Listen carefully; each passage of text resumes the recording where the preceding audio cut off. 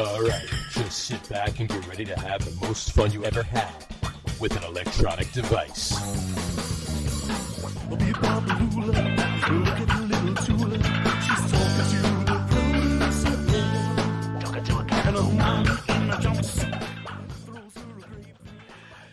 All right, everybody, welcome out to the Get On With It Sports Show. It is Wednesday, September the 18th, 2024. Jersey Johnny coming at you with me, as always. It's none other than Mr. RadioPete and Mr. Harry Lug Nutz. Say hello, gentlemen. Howdy. Hi, everyone. How are you two fine gentlemen on this wonderful pre-fall evening? Super. Mediocre. Ish. Yeah, fine. Great. Well, we're going to tell the truth. If we're gonna speak legitimately, there you go. Well, prost to you two gentlemen, since 3 days from now is the official traditional beginning of Oktoberfest. So, prost. Mm-hmm. Great. I need a cocktail, so I'm having one. So, all right. But please partake, enjoy, if you will. Harry, you got some wine? No, I don't. Yeah. I got a big bottle of pills. Yeah, I'm high. Go for it. Right. I'm high on I'll fentanyl. take one. I'm high on fentanyl, so it's You're high on fent. There you go. fentanyl. Yeah. You know, the zombie walk around the room a little later. Hasn't completely kicked in, but you know. When does football start? When does Tomorrow? Yeah, this week's tomorrow. Yeah, exactly. So how? Yeah, football. Yeah, it's that's the time of year, right? It's been an interesting season.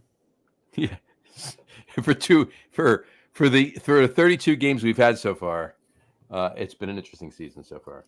And we're having audio issues, or at least I am. Are you guys having audio issues or not? No, I hear every word you're saying. No, what's your problem, pal? No, we hear everything. Can you hear us? You can't Yeah, hear but you us? sound like robots. Oh. Then it's definitely you. It's definitely your internet connection at that point, because we should be good. All right. You're fine. You're fine on this end. You're not. Yeah, you sound great to us. We always sound great. You always sound That fantastic. Speaking of you sounding great, when is the next log show? October 19th.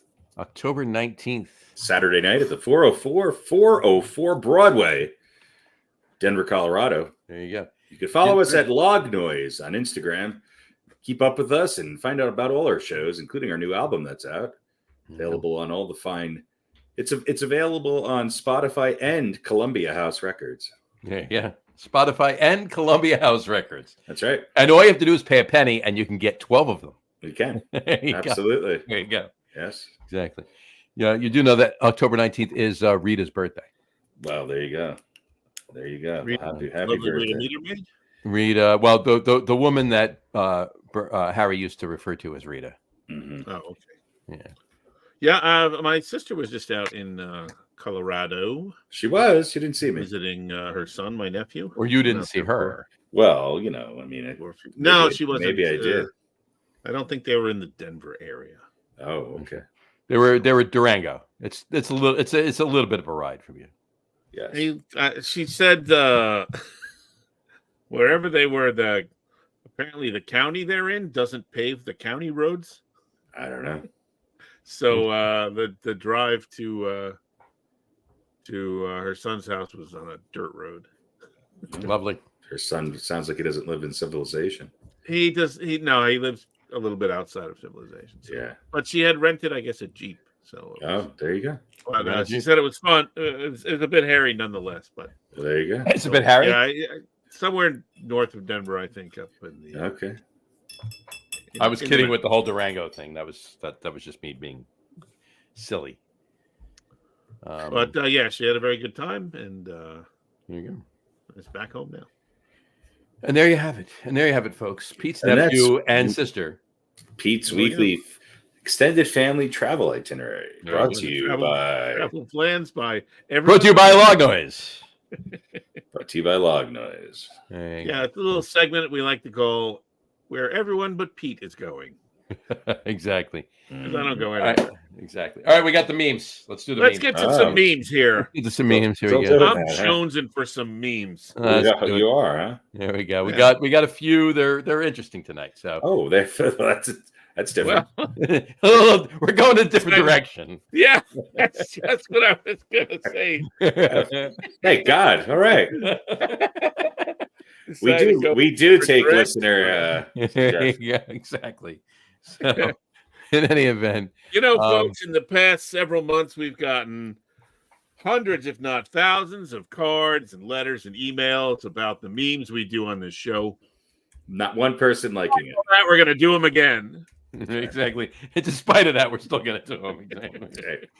So, anyway, all right. Here's the first one. Here we go. All righty. Beware of chalking. Yeah. All right. Now, Is that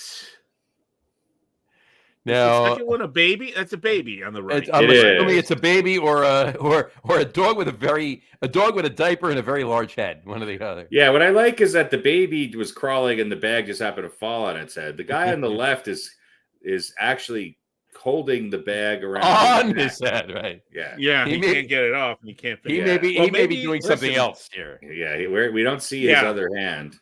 Actually, that may be an adult on the right there as well. It could be No, it's not. Could be a fetish thing. The baby fetish. Yeah.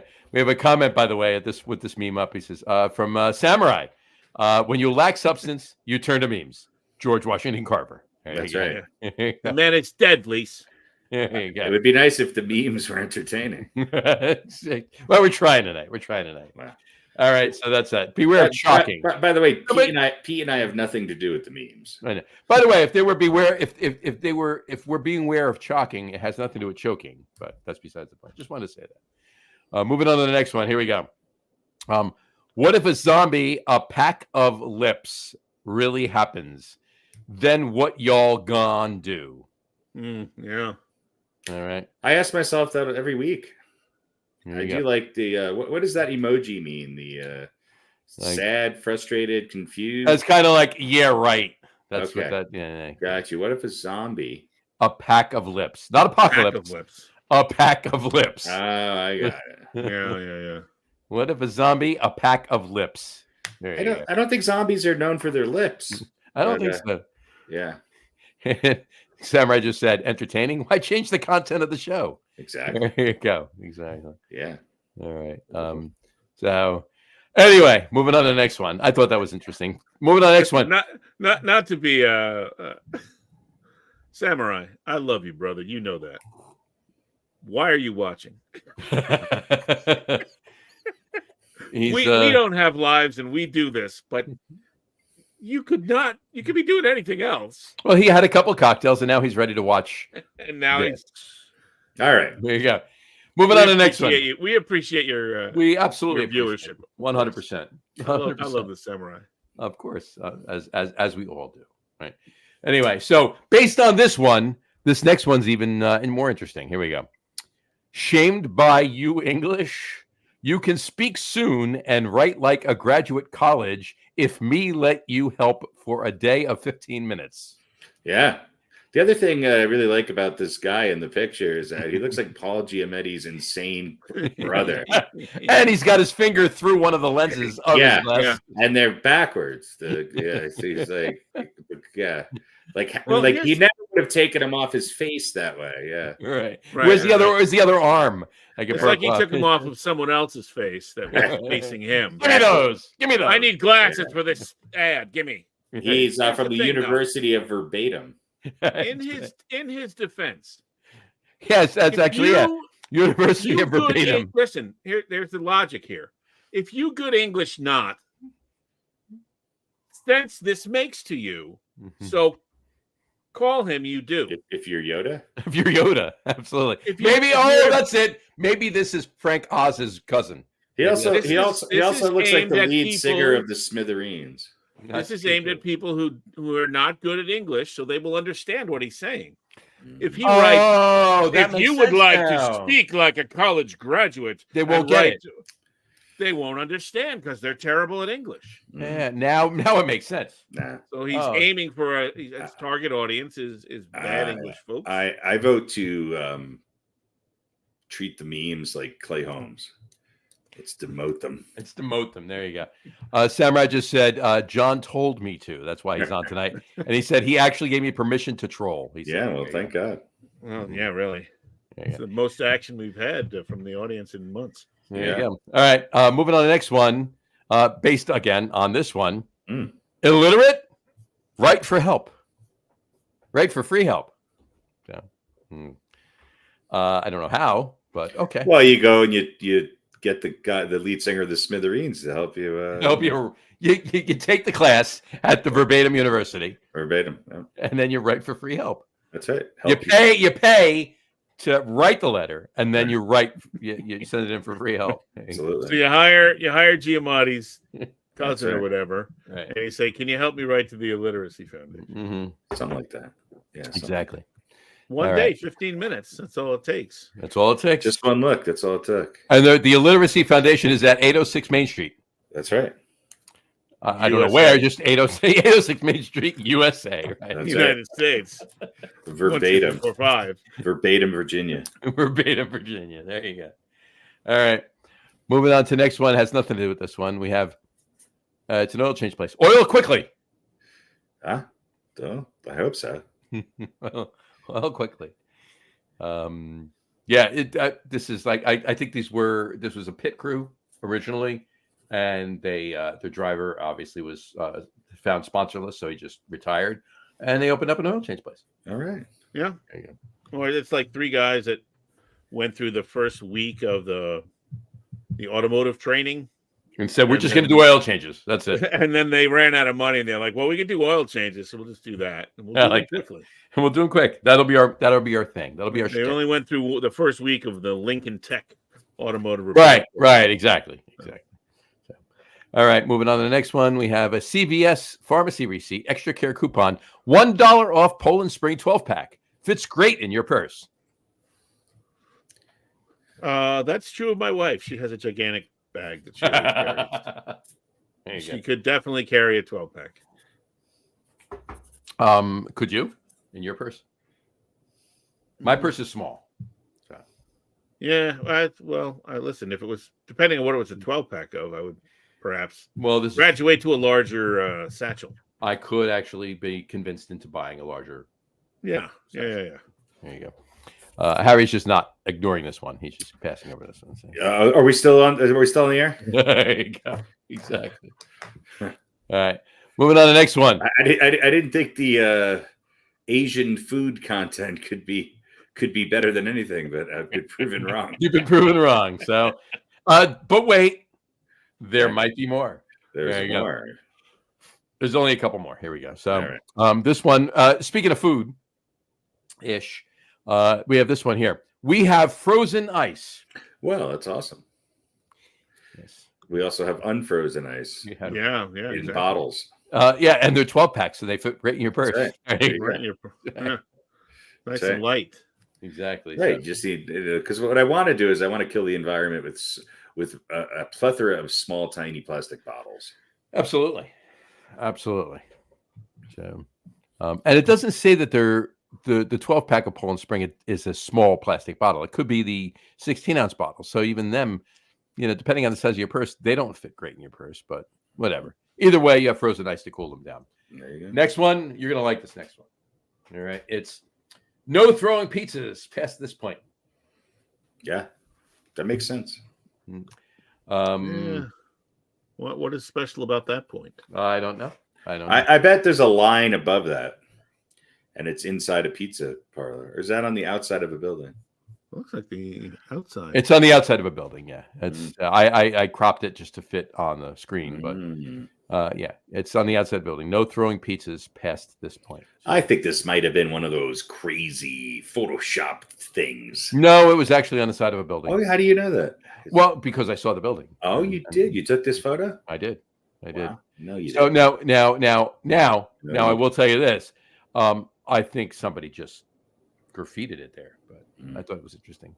I'm sure it means something to somebody. Everything does. Yeah, everything does. Anyway, and the last one of the night. Here we go. Cooking with poo. Here we go. Yeah. She looks like she's really enjoying herself. She's enjoying cooking with poo. Is that her first name or last name? You know, I thought it was her name, but I think her name is Sayud Diwang. Well, her nickname's Pooh. Her nickname is Pooh. There you go. Yeah. Or maybe her American name is Winnie. Pooh. I see where you went there. There you go. All right. Yeah. Those are the memes for tonight. Cooking with poo is the last one. There you go. And Samurai just commented, and again he says, "Are there any sports on this show?" Yeah, we're getting to them. You wish. You wish. You're in the wrong place, pal. Makes sense. There are times at the Log Room, guys. It's all about sports. There you go. Well, yeah. Thank God somebody's doing it, because I'm sure we're going to be talking about something that no one cares about. Maybe John shoots his load on the Log Room, guys, and has nothing left for Get On With It. There you go. I would imagine so. We know where his priorities lie. There you go. All right. All right. Moving on. Let's talk about that ball of foot. How's that? Teams suck. All right. But I will tell you this: Green Bay with Malik Willis. All right, Malik Willis, right? His first name's Malik, right? Backup for Jordan Love. Shocked me. I didn't think they were going to win. I didn't think they were going to be able to win that game, but they did, and that's why I'm wearing this tonight. You're repping Green That's Bay. why I'm repping this. Who did they? Today that they're saying Jordan Love might even be back for week 3. Yeah, they're talking about that. Yeah, he'll be back. I think he will. It was a very low grade sprain, not a strain. Is a sprain worse than a strain? I don't know. Whatever's lighter, that's what it was. Okay, it was a strain light. Well, listen, they might want to hold him out because their Packers are playing the Titans this week, who are really just not very good. They're not very good. Not very good. I mean, maybe they want to keep what's his name in there, Willis, at least for the first half, and see how they're doing. Wasn't Malik Willis on the Titans? For all I know, yes. I think he was. The Titans aren't very good, but they almost beat the Jets. Yeah, that's not... I mean, they almost beat the Jets, but Aaron Rodgers threw to a 20-year-old receiver, and they won the game. Okay, so other than the Carolina Panthers, who are the next 2 worst teams in the NFL so far? Giants and Giants and well, I mean the Giants and the Giants. The Commanders are not very good. Look, they beat the Giants. I think the Broncos. The Commanders didn't beat the Giants. The Giants beat themselves. But wow, I think the Broncos are. The Broncos are not. Broncos are not good. Broncos are not. Yeah. Good. Broncos are not good. And I don't know. I think do you think the Titans are better than the Giants?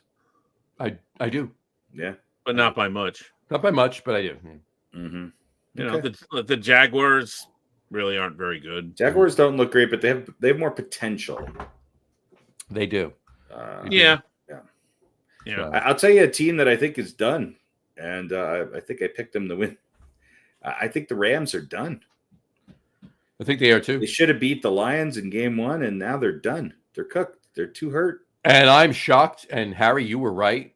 The Bucs are actually way better than I thought they'd be. That's the only thing I've gotten right this way better than I thought they'd be season. I think I have 2. I think I have 2 wins in all of my games, and both of them were the Bucs. I actually had room because I put 2 players on the IR on one of my fantasy teams. I actually picked up, for shits and giggles, Baker Mayfield.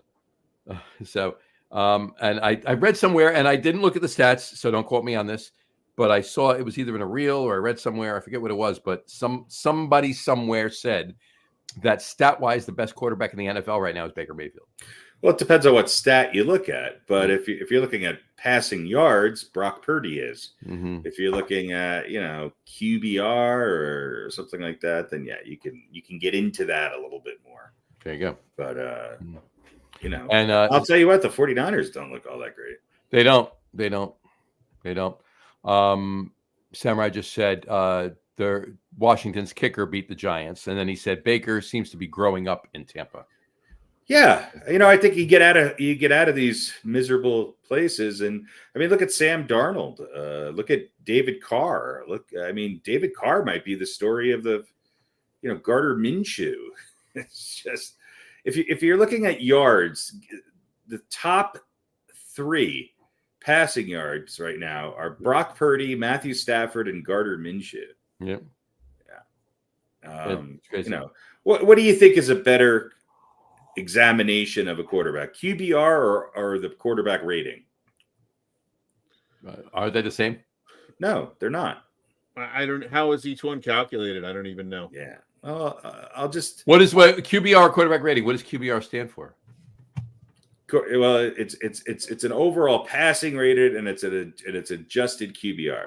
So. Oh, okay. The overall passer rating and then adjusted QBR. Yeah. I got you. So if you're looking at overall passer rating, okay. I go overall passer rating. All right. So here's the top 3: Derek Carr, Baker Mayfield, Josh Allen, and Kyler Murray. I'll go with that. Sam Darnold coming in the top 5. Yeah, I'll go with that. That's crazy. Go with that. Yeah.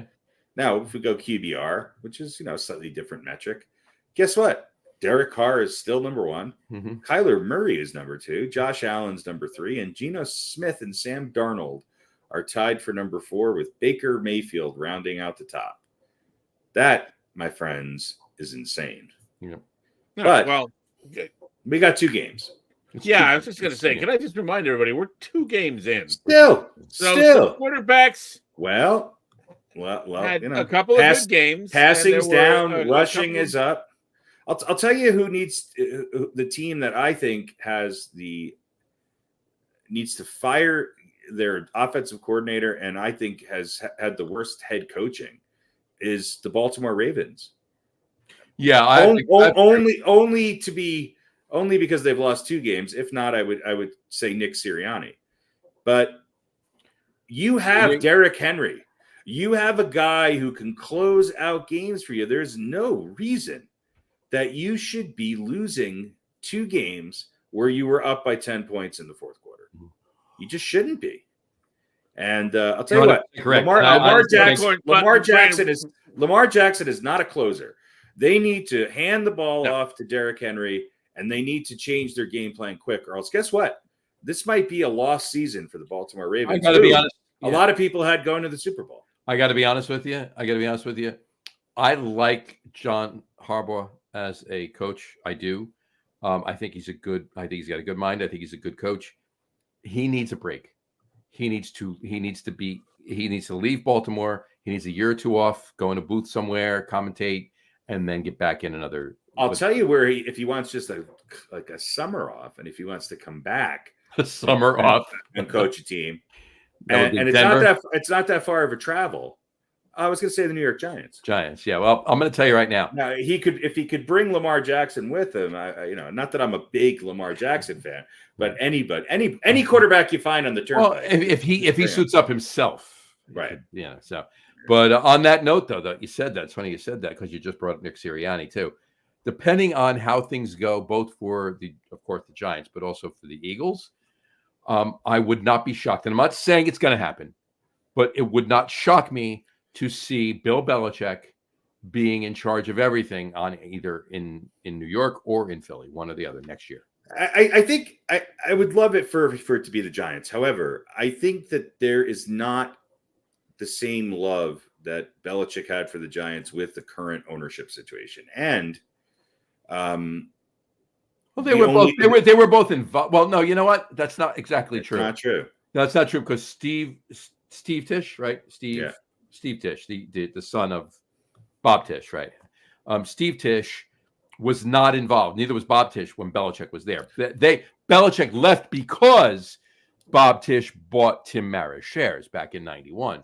So that's why he left. So Steve Tisch has no, relationship Giants-wise with Belichick. John Mara does, though. So that's all I'm saying. I think the front office would definitely need to go.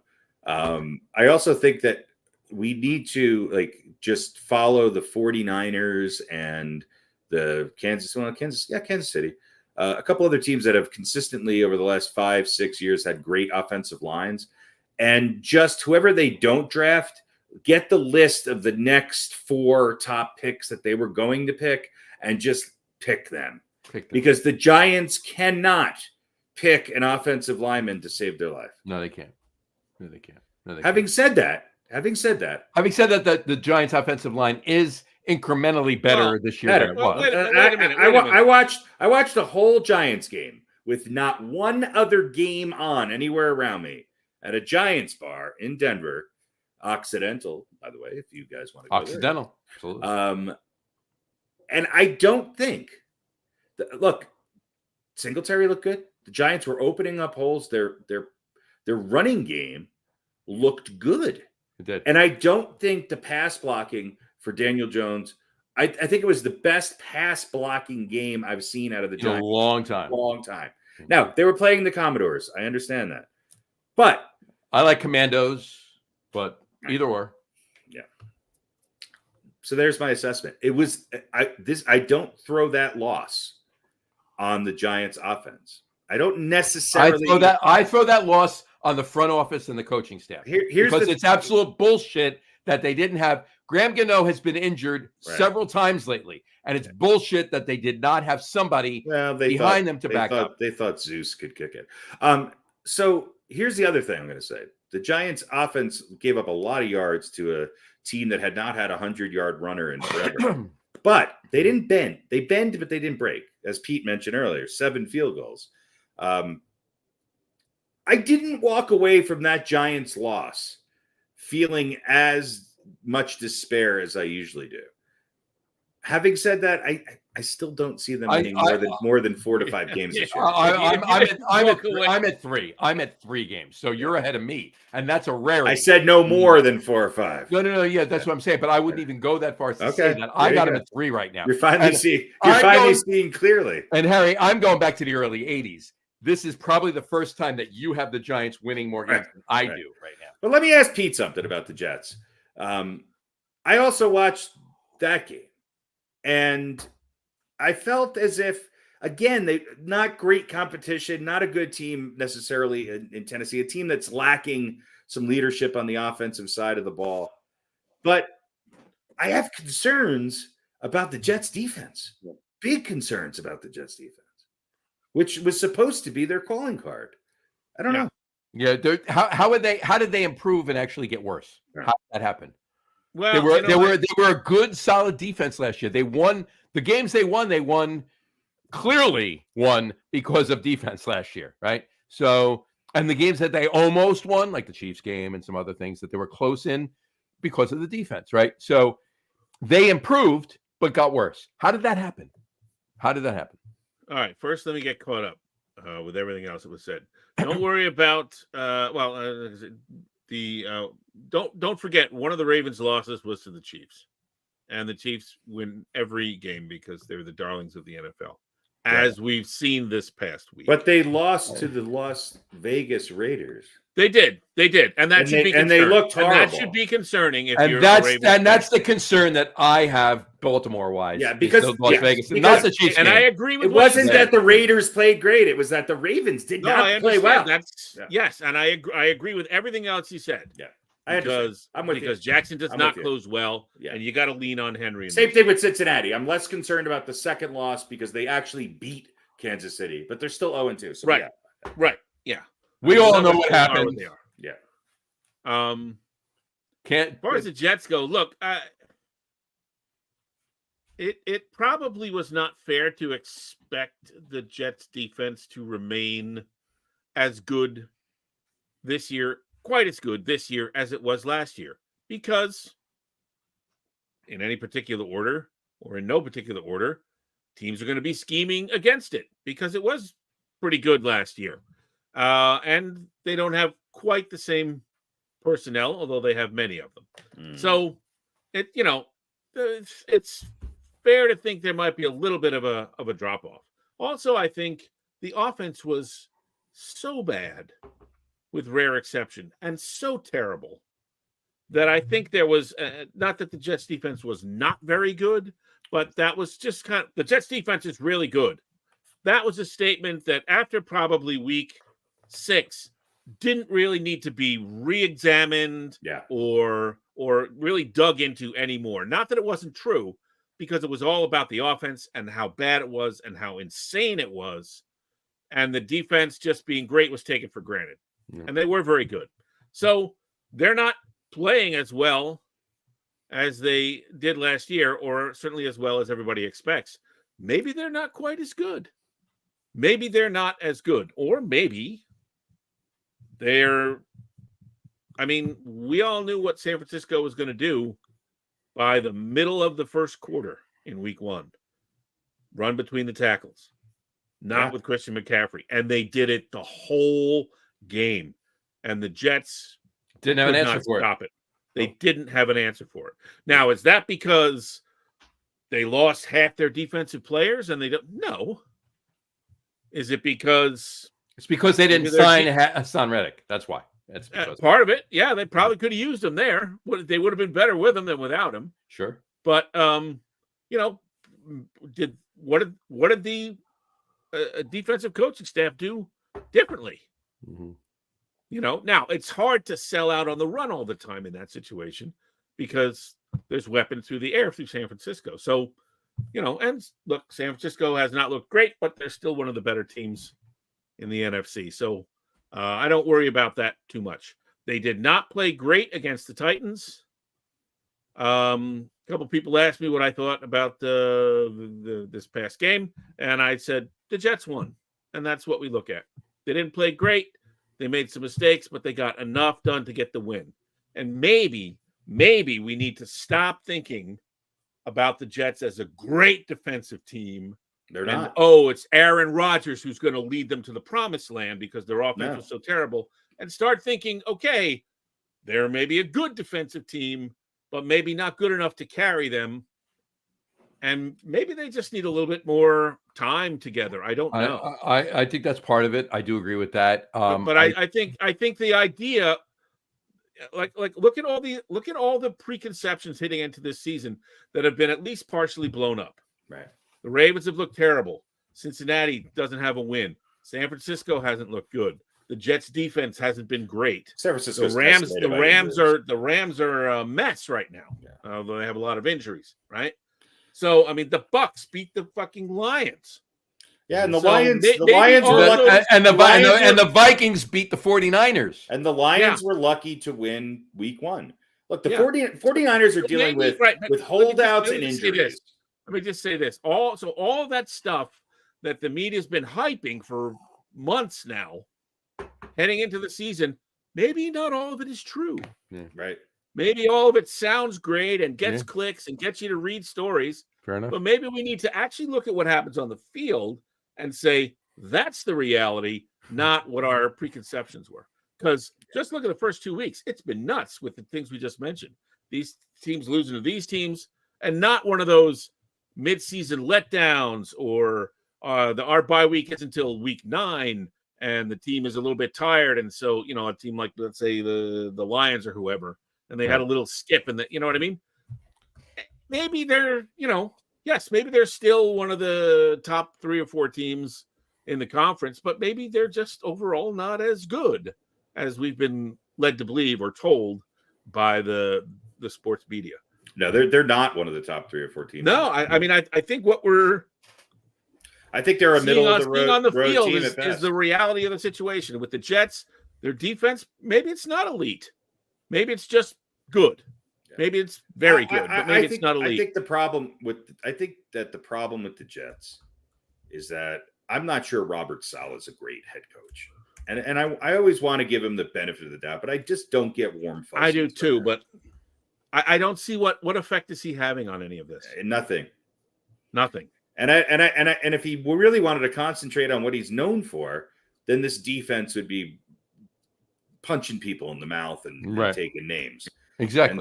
And so Robert, keep in mind, people, in case you've forgotten, they didn't win, but Robert Saleh was the defensive coordinator of the 49ers when they went to the Super Bowl against the Chiefs in 2020. Right. So yeah, and look, and we also shouldn't think everything will be fine with them offensively as long as Aaron Rodgers is around. Oh, I agree. Because I think Aaron Rodgers he's not- is a really good game manager right now, and he's just sort of Yeah, admitted that. He's not the MVP winning Aaron Rodgers. No. And he Not even missed close. all of last year. Not even close. And- He hasn't and I had a know he wasn't- 300-yard passing game in like 3 years. Yeah, and he Well, one wasn't of those years he was playing. injured, but yeah. He wasn't playing last year, but he was Right. he still gets older. Yeah. You don't have to be on the football field. I get older, my body breaks down every year, and I'm not a professional football player. Well, so your body breaks down every year. My body breaks down every day. But that's besides. Yeah, there you go. So so again, the story of the Jets: elite, great defense, going to give up 11 points a game, and Aaron Rodgers is going to come back and lead them to victory. That was a sack of shit that we were sold by the sports media. And it just 100%. wasn't true. Look, anybody that's not just so enveloped in the fandom and the rhetoric and the bullshit that the media provides when it comes to sports knew damn well that it was a stretch to say, "Oh, the Jets are in the mix for the Super." Come on, Sure. they haven't done dick yet, and you're going to say they're in the mix for the Super And Bowl. look, It's I an picked him to go to the Super ESPN Bowl. New York media Right. bias. And I picked him to go to the Super Bowl, and I picked him to win, not because I really believe that's going to happen, No. but because it's a great story if it does. Mhm. It's a possibility. Sure, anything's a possibility. Anything's a But it's a possibility. great story if it does. And then I This look like a this year the Super Bowl right now this year could very well be the Super Bowl could be the Titans and the Panthers. No, it won't. No. Well, It after could be. It's No, not it going to be, it but can't it be. could. Yeah, it can after be. After We're the week Chiefs two. After the We're Chiefs week two. Bengals game, it's going to be the Let's Chiefs. not be ridiculous. Hey! The It's not Panthers ridiculous. benched Bryce Young. They're turning it around, buddy. They're Really turning quick, it around. really quick. Okay, out of the teams that are 2-0, I think we expected the Bills and the Chiefs, and I would say maybe the Texans to be there. Although the Texans did not really impress me against the Bears. Other than that, we've got the Saints, the Vikings, the Chargers, the Seahawks, the Steelers, and the Tampa Bay Bucks, all at 2-0. Yep. If you had to pick one of those that's most impressed you, who is it? Most impressed me Oh. of over expectations. Is that what you're asking me?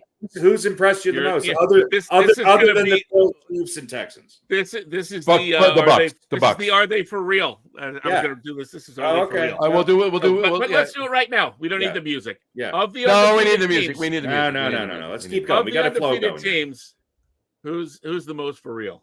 Go ahead, pick one. Well, that's a different story. Hold on. That's a different. Who's impressed you? Who do you think Who's in? Let's Who- separate them. Let's separate. We'll do are they for real going later. to be able to continue?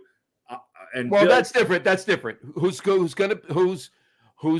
most for real? Who's going to be able to continue is a different question than who's impressed me so far. all right. So who's So impressed? who's impressed me so far? The Buccaneers. The Buccaneers of the 2-0 teams. The Buccaneers and the Vikings. And the Vikings. I would say normally I would have said the Vikings, but I'll tell you a team I hate them, but they have looked just incredible, and they're plus 62 in Saints. 2 games. The Is the Saints? Saints. Yeah.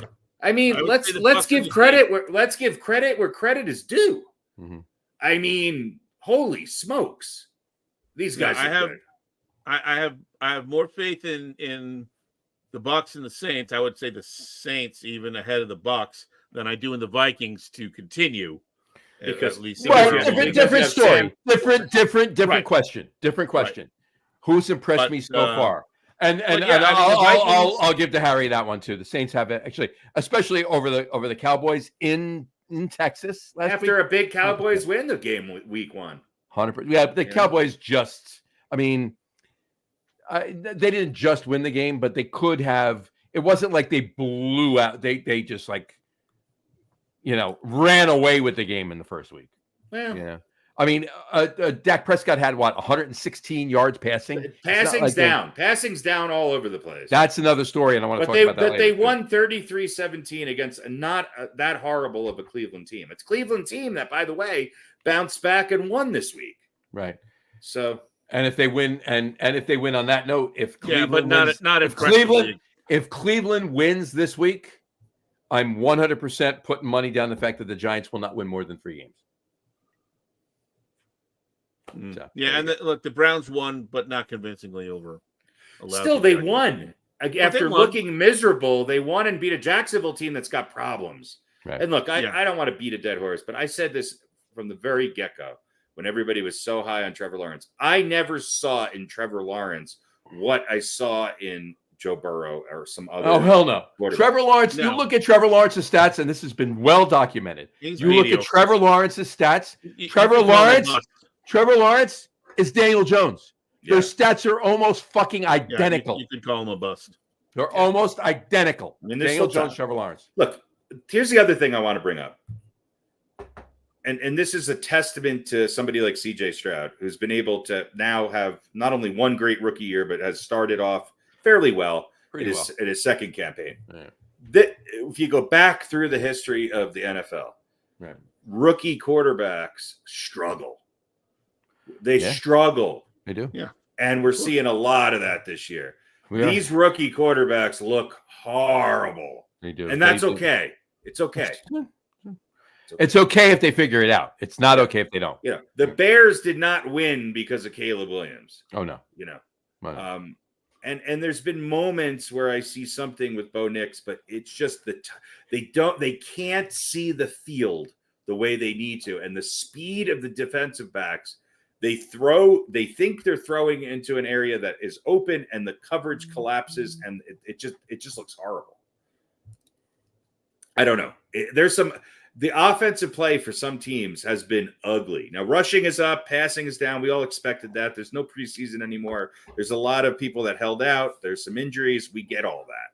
Yeah, defenses come together before offenses do generally. So, but I'll tell you right now, the two dunce caps I'm going to be given is to the Baltimore Ravens for their game plan in both games.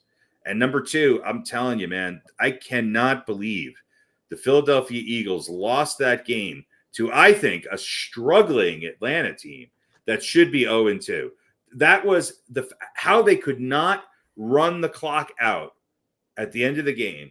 On that note, and again, one more thing. And again, why is it impossible to stop a team that you've stopped the whole game in the last minute of the fourth quarter? It took them less than a minute to go 70 yards. Why? Yeah.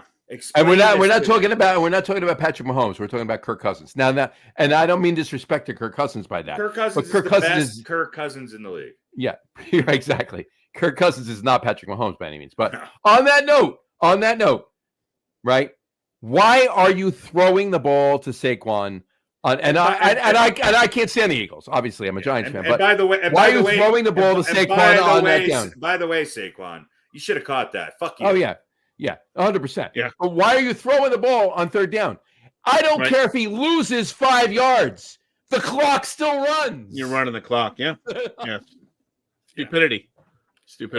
And here's my last thing. These fucking kickoffs. God, I hate them. It's just stupid. Just don't do it. I hate it. Give him the ball on 30, call it a day. Stop. Yeah, that seems like why at the 30? Why are we wasting time? Scoring or 20, 25, whatever. 20. Go back to the 20. I don't like it at the 30. That's why people can score at the end of the game, because they're starting at the 30-yard line. They didn't earn anything. Right. You want it at the 30, run it no kickoff. Somebody scores. The next team gets the ball on the 20-yard line. Call it a fucking day. Done. Yeah, nobody. Excellent. It seems like nobody really wants to run the kickoff back. No. All right, I think we had although the Giants did it once or twice on Sunday. No, there was one run back for a touchdown in Miami in game one. But I mean, you don't. If it's in the end zone, you don't have to run it back. No, right? You can kind of whatever.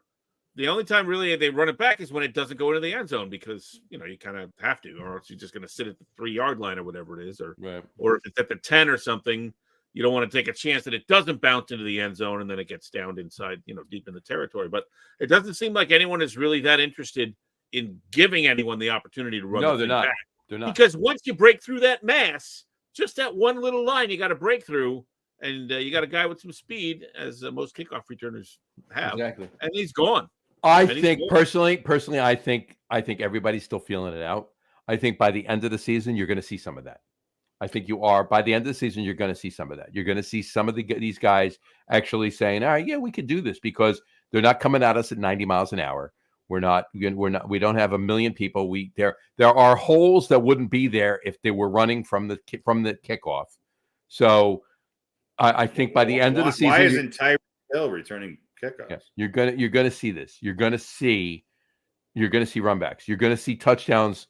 You're gonna see touchdowns scored or ridiculously, stupidly good field position by the end of the season because of these. You're gonna see that.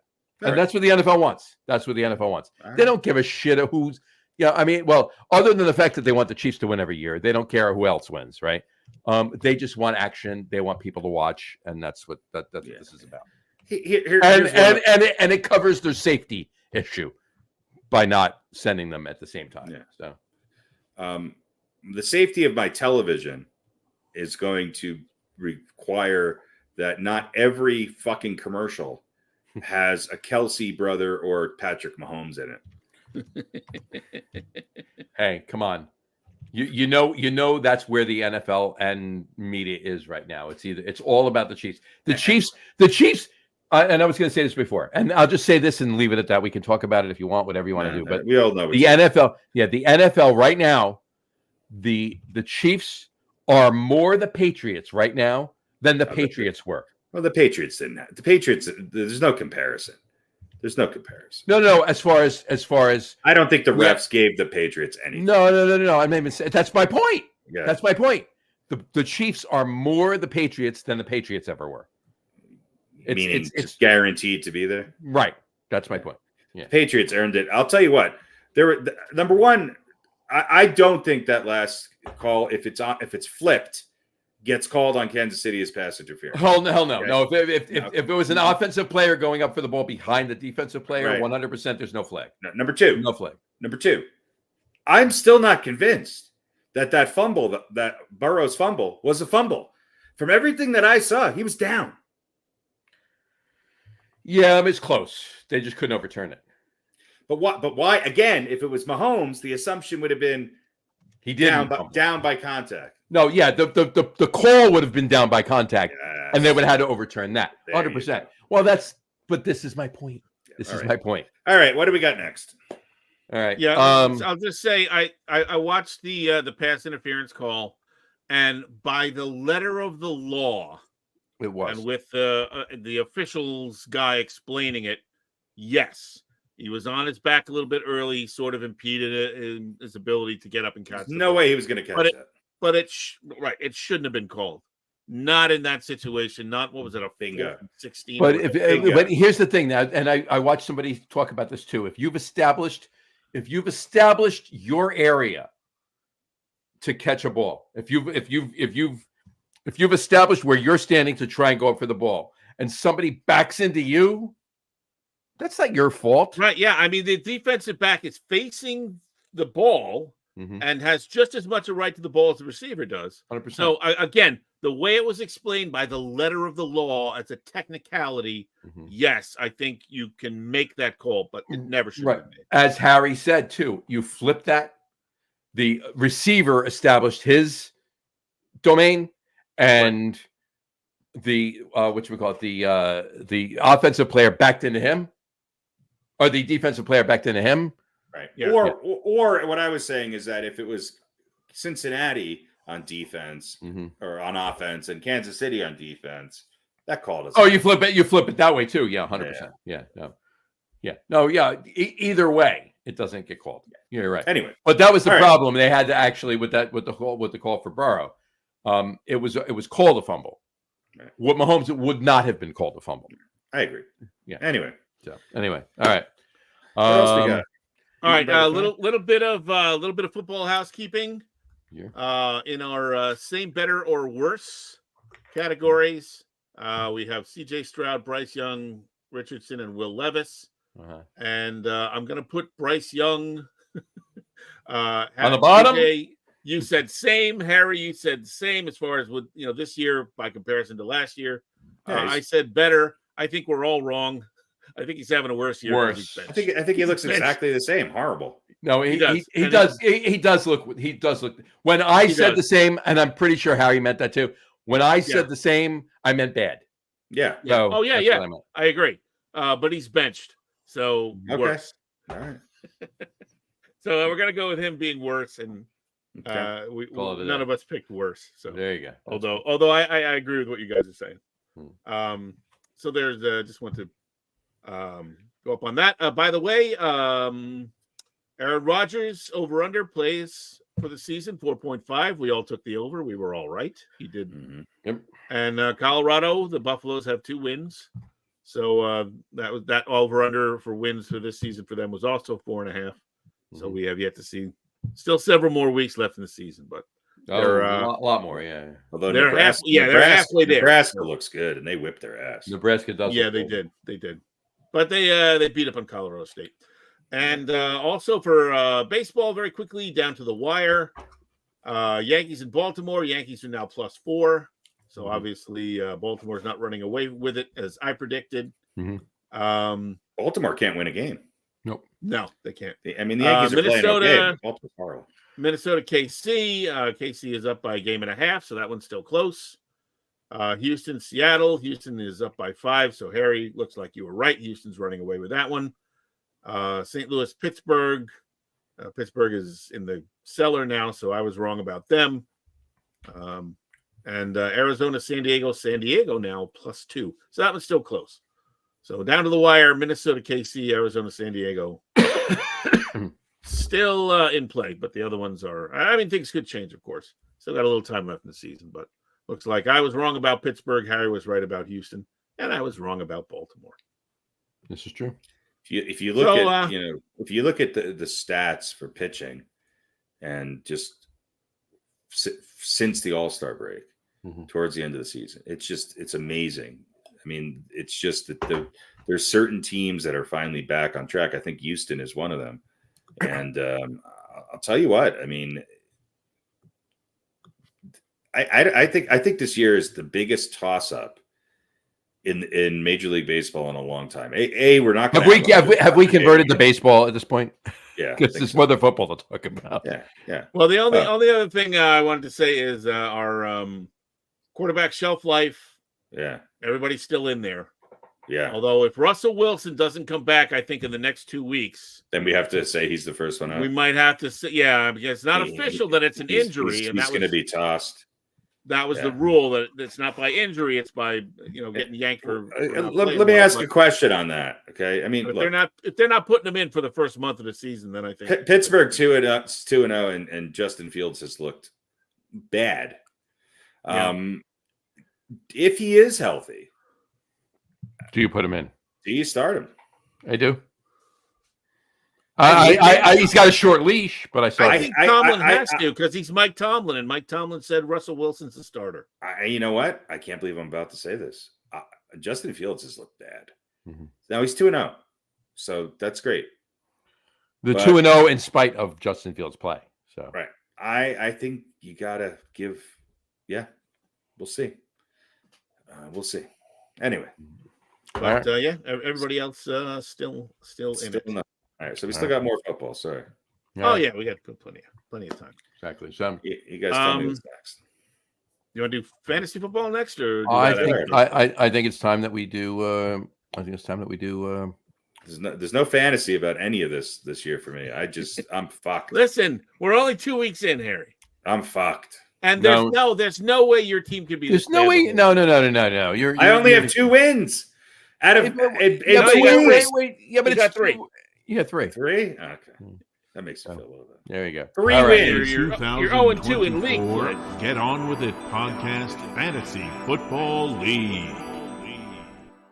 There you go. All right. So quick recap of the first 2 weeks. Week 1, Jersey Johnny got 3 wins. Beat Harry Lug Nutz 3-2. That was a squeaker. Yeah, we're both. And I lost to the fucking coin 5-4. I put 4 wins up on the board. But 4 wins and lost. And this is exactly what I was talking about. The only reason the coin didn't have 6 is because they had Dallas and Cleveland, who played each other. You only got 1 point for that. So, Harry and the coin 1-0. John and the coin 1-0. Harry and me 0-1 after week 1. Pete with the most wins out of other than the coin. Week 2, I took on Jersey Johnny, beat him 4-3. So you got 8 wins already. I have 8 total wins, and I'm 1-1 1-1 in league play. John has 6 wins. He's 1-1 in league play. The Coin is 2-0 after beating Harry 3-1, and you got rooked. You got rooked in the Cincinnati game. Yeah. There's no way Baltimore should have lost that game. So it was tough. You got the win from Tampa Bay there. Yeah. So the Coin is 2-0 and Harry is 0-2. So Coin's on top. Me and Johnny in second. You're only, like I said, you're only a game out of second place. I'm only a game out of second place, but I'm just. You're not. Look, the win total is 3 wins. The win total is the tiebreaker, and that's not good. Yeah. But look, there's no way Baltimore can be that bad. No. Cincinnati is. I think I sent you the stats about how they start slow. Thanks for making me feel better, Pete. Tampa looking Bay at it realistically on a good week, and I also was hoping Miami was one of my ringers, and now who knows who their quarterback's going to be. So I think on a good week, I might get 3 wins. I think I'm going to cap out at that. Anyway, we'll see. Now, Atlanta is going to be a swing for you. Yeah, if they are at all, I should have played them. I didn't. If they are at all good, like everybody said they were going to be, but they're not. You could get some wins out of them. But if they're not, that's going to be 100%. It's going to be tough. All right. Tampa Bay might be your savior, but do we have to make our picks on the air or no? We're gonna make our picks. I will tell you, the Coin is going with the same top 6. Okay. Although there was a lot of movement in the power rankings this week. Okay. The Raiders made it all the way up from 30th to 24th, but they still did not make the top 6 for the Coin because Cleveland's at 22.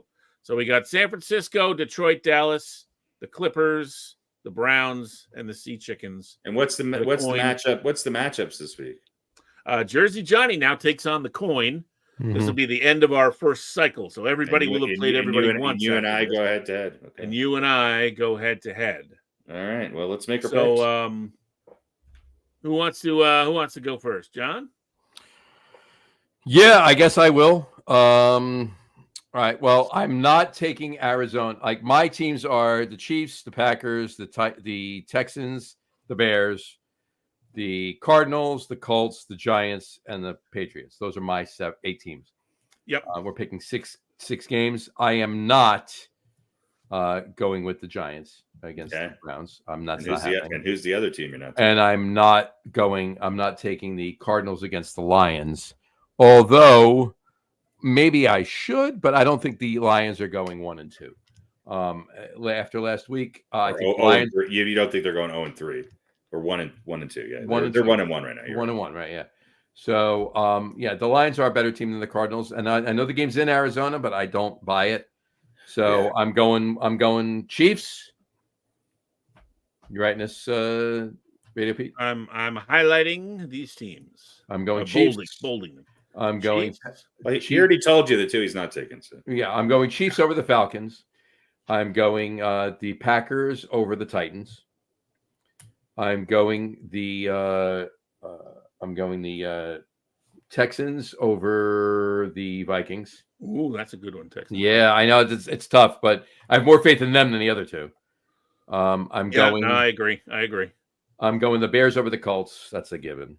Yep. I'm going the Colt. I'm taking. Oh, you're putting the Colts in. I'm throwing the Colts in there just in case. So you're going to get a point. Yeah. I'll get a point one way or the other there. And I'm taking the Patriots over the Jets. Sorry. Yeah, no, don't be sorry. I think that's probably the good bet. Yeah. There you go. All right. While Harry is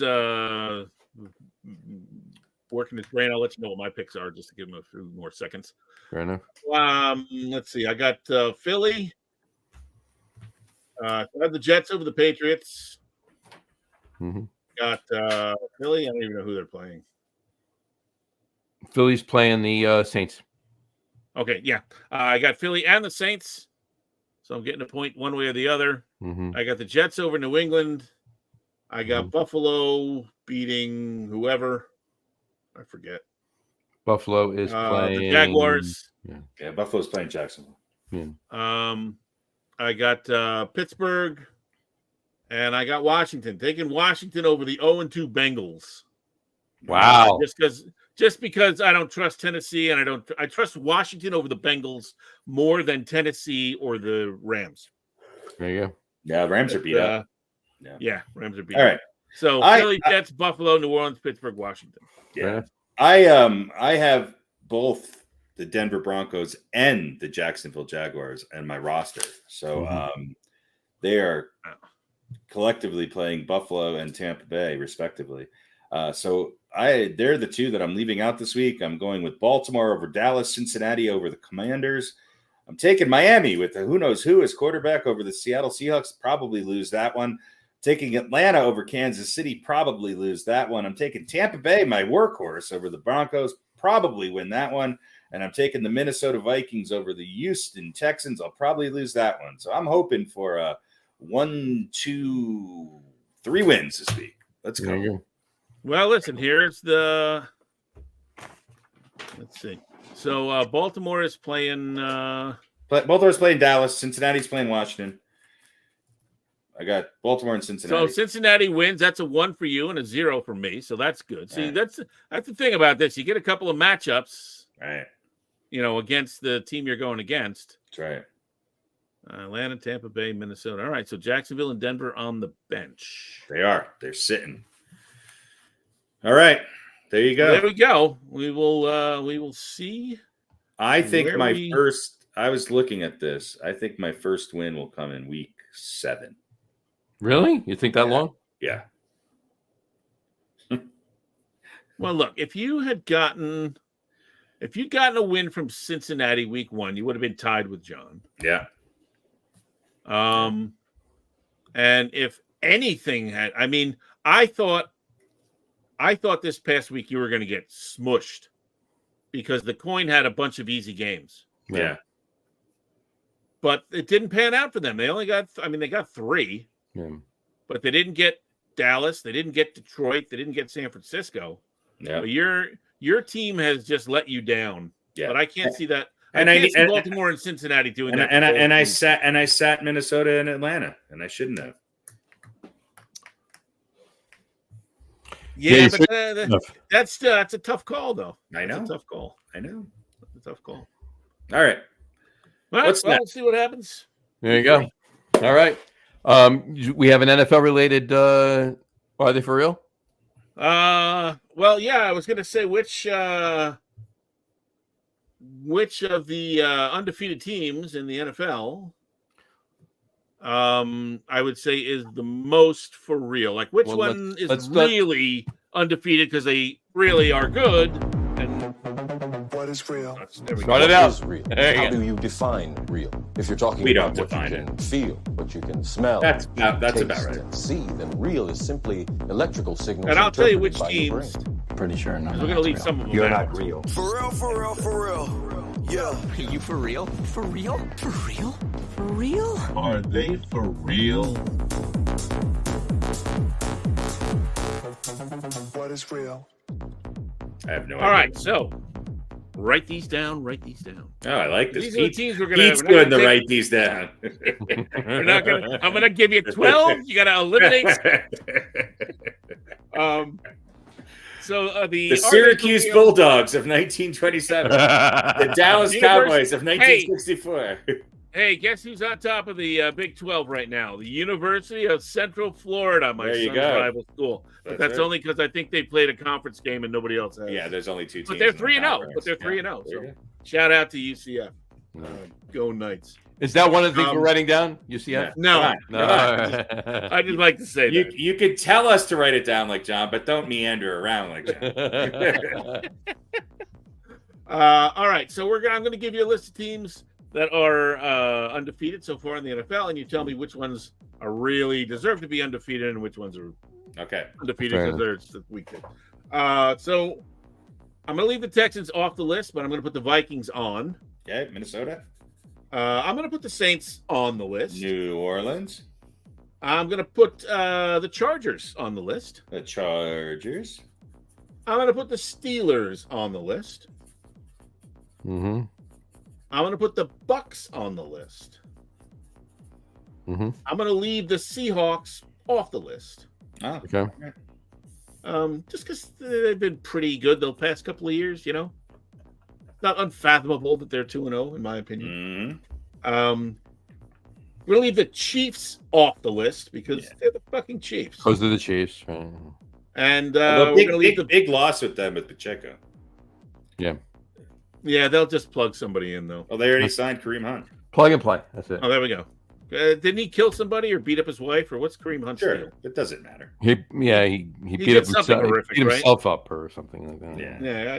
He did something really shitty. Anyway, and we'll leave the Bills off because expecting the Bills. All right, so we got 5 teams: Vikings, Saints, Chargers, Steelers, Bucks. Those are the 5 you. Which one's the most real? Yeah, which one is the most real? I'll go first. What did I say they are? Saints. Come on. Minnesota, New Orleans, San Diego, Pittsburgh, and Tampa Bay. All right. Go ahead, John. New Orleans. All right, give me your top 2. My top 2 of those. Yeah, New Orleans and Tampa. New Orleans and Tampa. Okay. I'm going to agree. However, I'm going to say this: the Chargers beat the Raiders. The Raiders decimated the Cowboys. I think there's something brewing in San Diego, and I hate to admit it. Ravens, not the Cowboys. Ravens. Yeah, the Ravens. No, the Chargers beat. Who did they beat? They didn't beat the Ravens. They beat. The Raiders beat the Ravens. The Chargers beat. That doesn't matter. Well, hold on. Let me figure out who they beat here. Chargers beat the Panthers last week. The Panthers. So yeah. What I was gonna say is I see where you're going. What I was gonna say is that I'm not impressed with them beating the Panthers, but I'm more impressed with them beating I wasn't impressed initially with them beating the Raiders, but now that the Raiders have kind of lolly-lipped the Cowboys, I'm like, So I agree. I don't think the Chargers are up there. I think the Bucks and New Orleans are there. I'll tell you who I'm going to put number 3, and I don't think they're that far behind. I think there's something about this Minnesota team. Yeah. If I had to go with third, it's Minnesota. There you go. Yeah, I agree with him there. So I'm going. I would go if I did all 5, I would go New Orleans, Tampa, Minnesota, Pittsburgh, San Diego. Those are my. Here's one thing I'm going to say about the Steelers. I'm not impressed with their play. I'm not impressed with either of them. I play 4 and 5 either or. But I am impressed with the way that guy can win ugly games. Yeah. There has not been, and there is no one that can win ugly games Mike Tomlin. Mike Tomlin. No one. Yeah. I think he has been handed. He has, since Roethlisberger left. He is not, and of course he lost some other really big running backs and receivers. He continually lost people because he just didn't tolerate their bullshit. Sure. Goodbye. But he continues to be relevant. But he continues to be relevant and win with not. I don't think they have that much talent. I think what are there 32 teams in the NFL? Yeah. I think the Steelers are probably 20th to 26th in talent. If you look at and yet they're going to win 9 games this year, maybe 10, right? Maybe 11. So, congrats to the Steelers, but those are 2 ugly wins. Sure. Yeah, I think we all agree on 1, 2, and 3 there. Saints, Tampa, Vikings. I would put the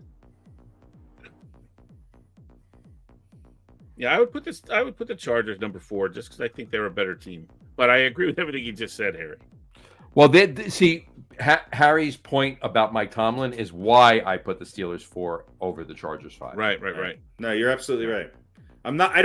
My point was I wasn't impressed with the Chargers week 1, but in retrospect, I'm more impressed with them week 1 and week 2. I wasn't impressed at all. Yeah, I mean the 3 of us, the 3 of us could beat the Panthers. I mean, it's really so. Right. To tag on to this segment, I have a question for you. Now, I think we all think, maybe we don't, but I'm going to assume, out of the 0-2 teams, I think the 2 that I'm least concerned about are Cincinnati and Baltimore. Of course. Okay. Right. Out of the rest of them, Denver, Indianapolis, Carolina, the Giants, the Jags, the Titans, and the Rams. Mm-hmm. Who do you have the most hope for? One team, and who do you have the least hope for? One team. We'll leave Carolina out of it. So out of the Broncos, the Colts, the Giants, Jags, Titans, and Rams. Who do you have the most hope for and least hope for? The Rams. They get healthy, they're a better team. Yeah, they are, but they're gonna have people out forever, it seems like. Well, see, here's the thing though. They played tough against the Lions week 1. Right. But if the Lions really won that game. Yeah, but if the Lions aren't really the powerhouse that everybody said they were, all the pros, then is that as an impressive a game? Because they really didn't look good in week 2. I think the one out of them by the Cardinals for crying. I think the one I agree with John on the Rams, but I don't agree with the fact that they're going to get healthy this year. I think no. Yeah, but I got to say that because the jury's not even out on the other team. And here's the other, I mean, they're still listening to testimony. Right. Here's you know what I mean? Right. Here's the thing I will say about the Rams. The year they won the Super Bowl, they had somebody named Aaron Donald who seemed to be a difference maker in these close games that they were able to win. Okay. I don't see that same magic on this team. They were unable to close out the Lions, and they just looked horrible in week 2. And that's to be expected because they are, hurt. The one team that intrigues me that I think is going to be better than their 0-2 start is Indianapolis. The Colts. That's what I was just going to say. I would put the Colts ahead of the Rams, and I took the Rams for fantasy football, so I thought they were going to be pretty good. That might have been a mistake. But, yeah, I think the Rams have the most potential of the 0-2 teams. And I'll tell you what. I mean, the Colts. I think the Colts. I think the Broncos. Is that because of the injuries that the Rams have, or is that just in general? Pete, I'm saying. I think because of the lay of the land. Rams might be a better team if they were healthy, but I don't know if everybody can come back and be healthy. Well, that's my point. Good. And I think that combined with, I think the Colts will get better as the season goes on. If they stayed right now and the Rams just got healthy, then they would just be better.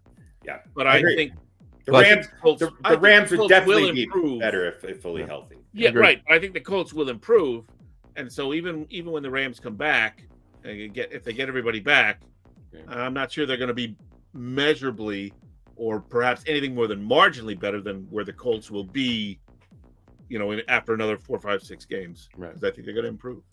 So I would put the Colts number 1 and Rams number 2, and then as far as the least,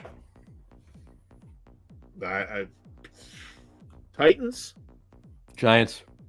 I'll tell you what. I'm going to say this, and I've watched both teams a lot.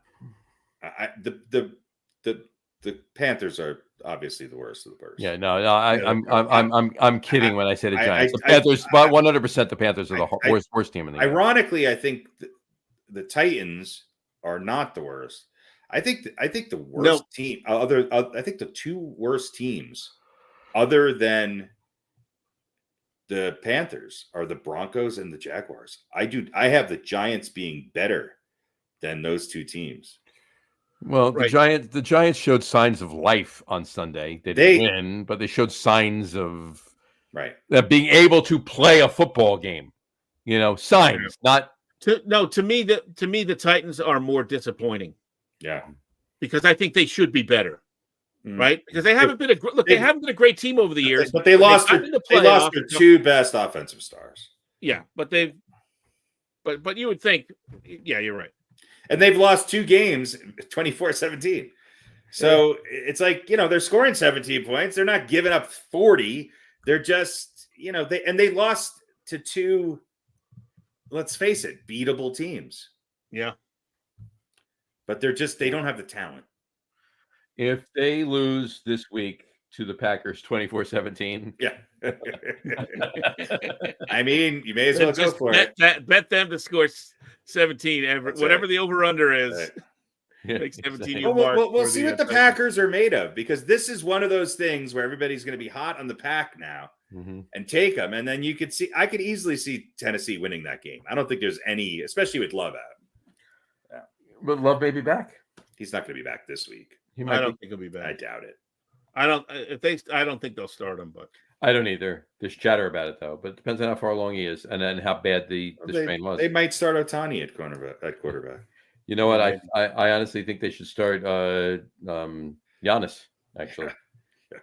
Boy, All right. he'd make a great tight end. Exactly. So, all right. I got one other football thing. Go for it. Did you guys see the Tyreek Hill footage? Yes.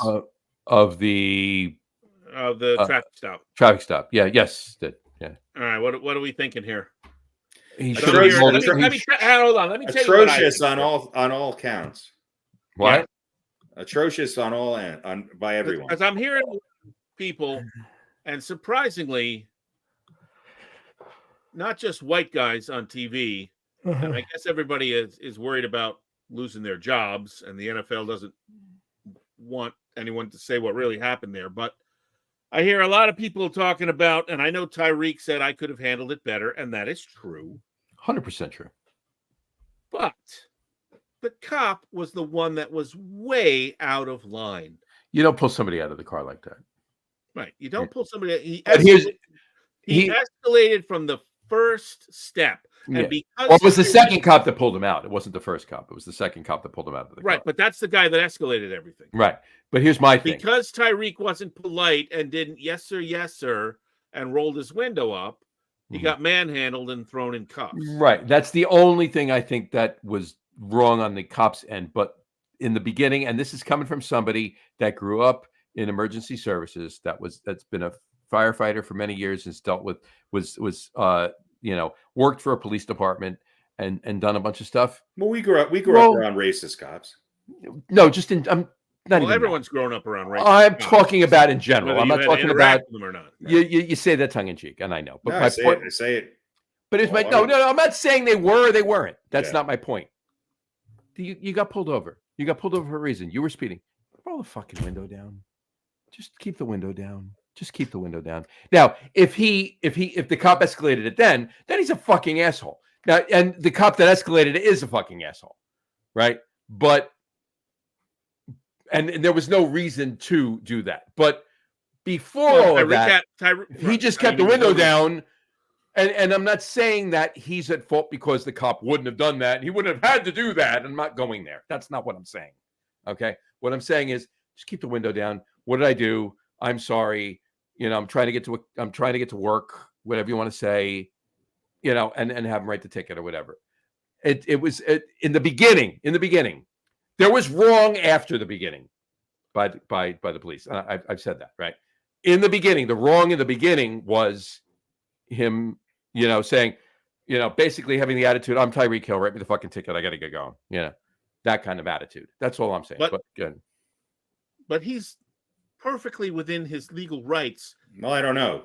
What is protocol? So if I get pulled over on a traffic stop and I roll down my window halfway and say, rate me the fucking ticket, I'm busy, and roll my window up, and then the cop knocks on the window and requests, demands that I roll the window down. What is protocol? I don't know. You need to roll the window. Forget protocol. So hold on a second. Let me finish. If I don't do that, is the cop going to break my window and pull me out of the car? I don't know.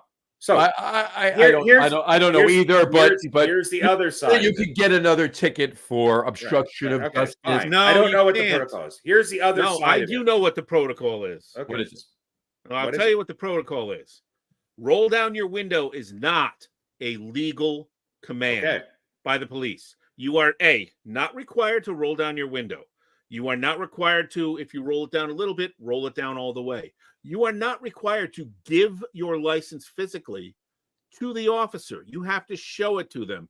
You can show it to them through the window. Now, with Tyreek's tinted windows, I don't think that was a possibility.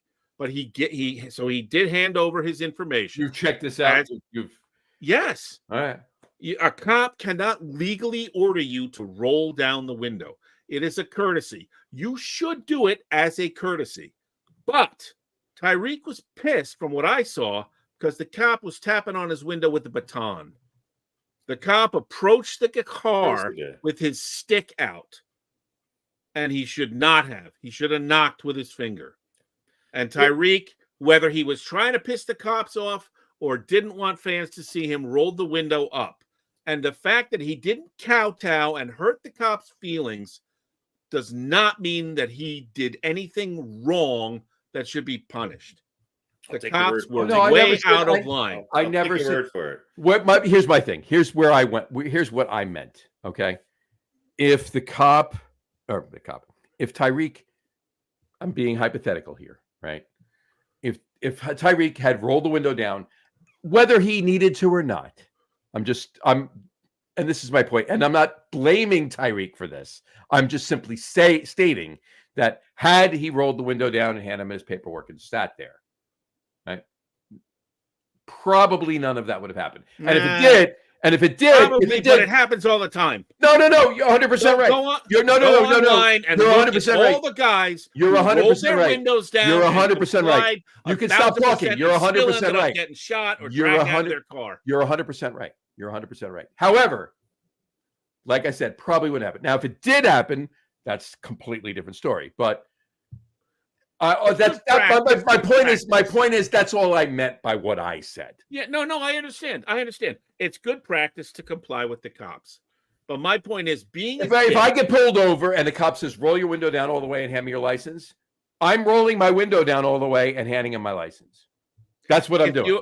If you're a black man who's terrified, you're in Miami, that you might get shot, and Tyreek didn't say that because he probably didn't want to admit that. I don't want to get into his head too much, but for whatever reason, he rolled his window back up. Being a dick does not give the cops license to violate your rights. No. And I said that too. Certainly not. It just doesn't.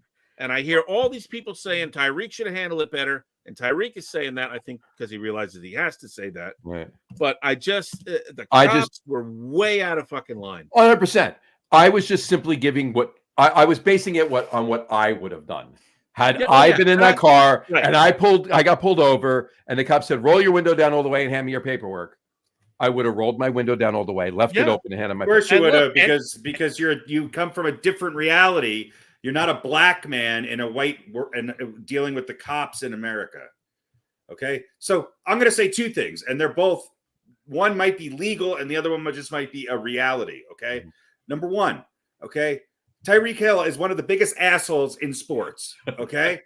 And I fucking hate his guts. Having said that, there's a reality to being a black man and dealing with the cops anywhere in this country. And it's different than it is for anybody who is not a black man, okay? Or a person of color. I get it. Okay. Number two, the cops were assholes and excessive and should be punished for their actions. Mm-hmm. Number three, if I get pulled over by a cop looking like I do, okay, and I refuse to roll my window down or roll it down for a second, number one, I'm not so sure he handed them his credentials, but he didn't.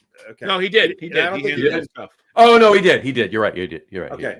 And if I said, hurry up and fucking write me the ticket because I'm in a hurry, and then rolled my window back up and did not roll it back down and locked my door after they requested it to it, my window would have been busted, my head would have been busted, and I'd be on the ground in handcuffs the same way. Okay. Now, somebody else would have been wrong. It would have been wrong. It would have been against the law. Okay. But I would have had a much better chance of that not happening than Tyreek Hill. Right. That's true. That's true. Well, there you go. There you go. All right. Glad we covered that. Glad we covered that. I just want to know what everybody thought. Because I think you're right. Tyreek Hill does seem like a jerk, and he definitely had attitude. But again, my point is attitude should not get your rights violated and should not get you thrown down and put. Look. Anybody gets their rights violated. It's wrong. It's wrong. He didn't do anything that was illegal. No, he was not disobeying a cop's legal order or anything. Well, I mean, his traffic violation was illegal. But yeah. He was he was not disobeying a cop's legal order. He was disobeying a cop's not illegal, non-legal. Let me make it perfectly clear: the cops were way further in the wrong and excessive in what they did legally than Tyreek Hill was at any of his actions. Yeah, I mean, they went from 0 to 100 right away. Right. And look, I understand from the officer's point of view, they want that window down so they can see in the car because they're thinking they might get shot. I completely get that. There's a yin and a yang to all of that, of course. But again, it doesn't give them the authority. They want to see what's going on in the car. They want to see especially with tinted windows like Tyreek Hill has.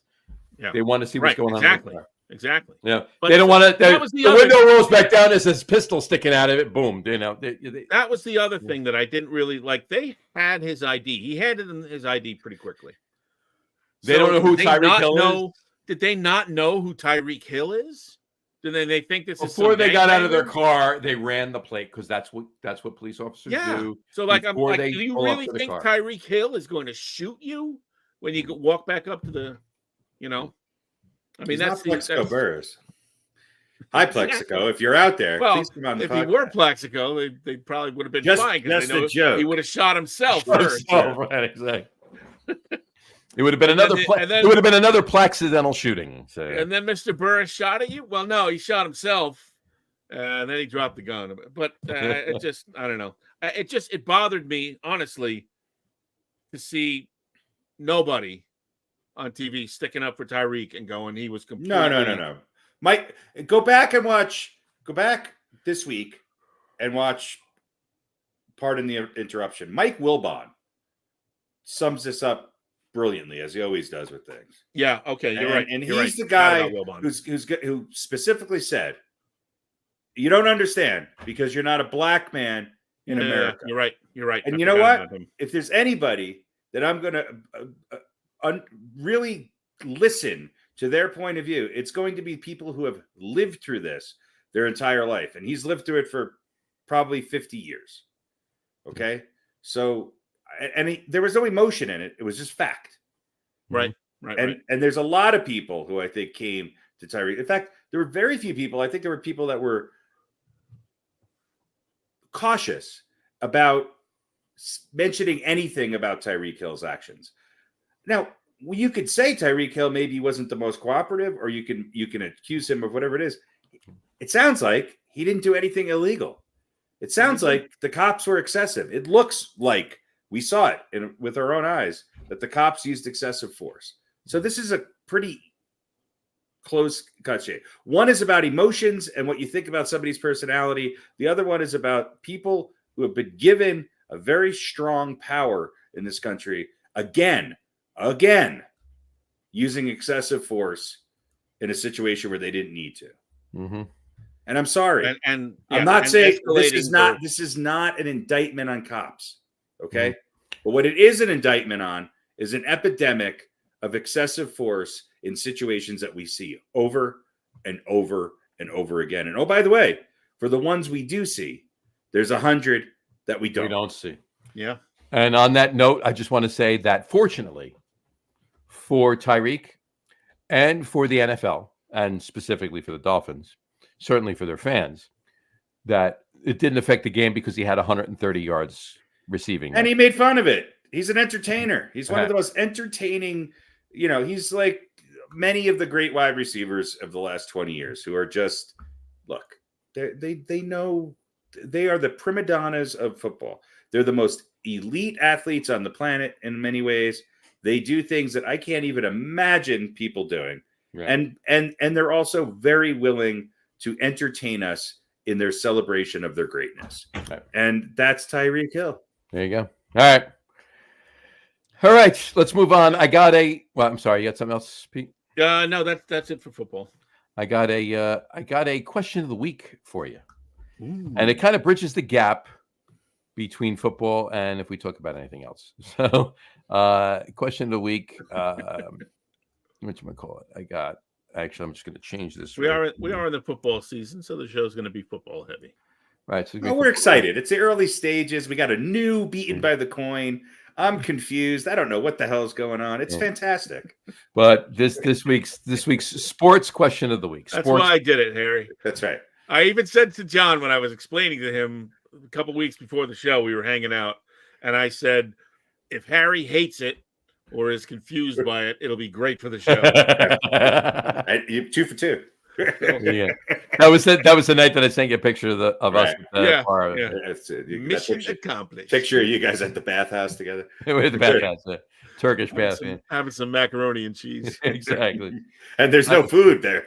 No, that's You just brought your own packet. We brought it with us. just dumped it in with the hot Instant. water. That's right. And there's right there over there. There's also no cheddar cheese before you got there. No, there's no. Made our own.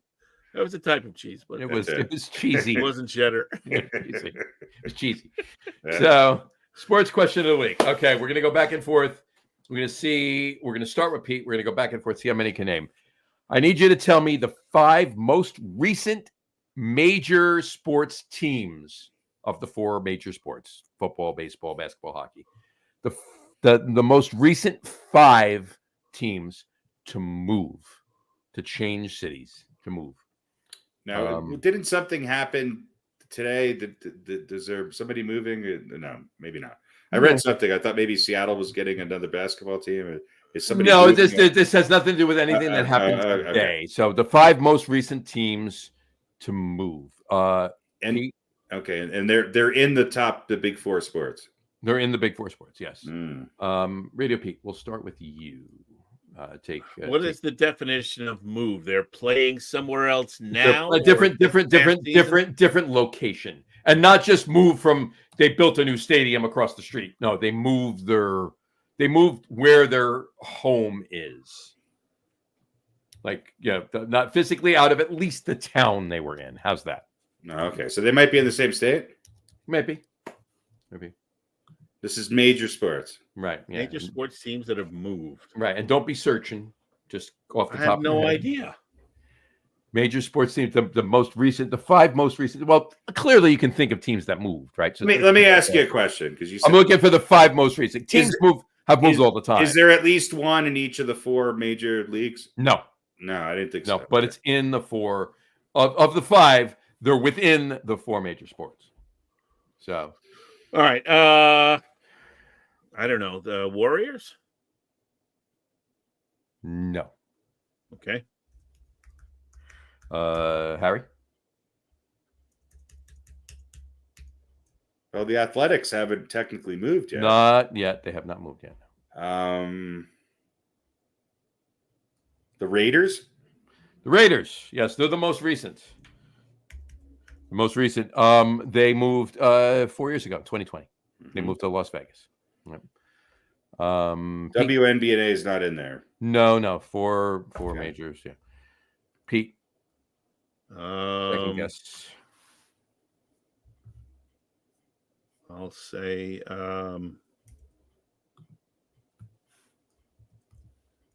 Minnesota. No. I wasn't going to say what team, just was going to say Minnesota. Yeah, nope. Who has moved? Harry? Well, I'm trying to. I don't know if there's any more in the NFL. I don't. Try to think of the teams. I don't. Nobody's. What do you think? I mean, the Raiders are the only one that's really popping into my mind. Now, it doesn't. This doesn't have to be in the last 4 years. Either. Yeah, I know. It could be. This could date back to the '60s if you want. Who are the 5 most recent teams to move? All right. Is this? By the way, you each get 4 guesses. So it's the Chargers is another one. Chargers is you had the first one, the most recent one. That would be the Raiders in 2020. Now you have the Chargers, which is the second most recent in 2020. And I would imagine those are the only 2 from the NFL. Possibly. I don't know. We'll see. Okay. Radio Pete, your third guess.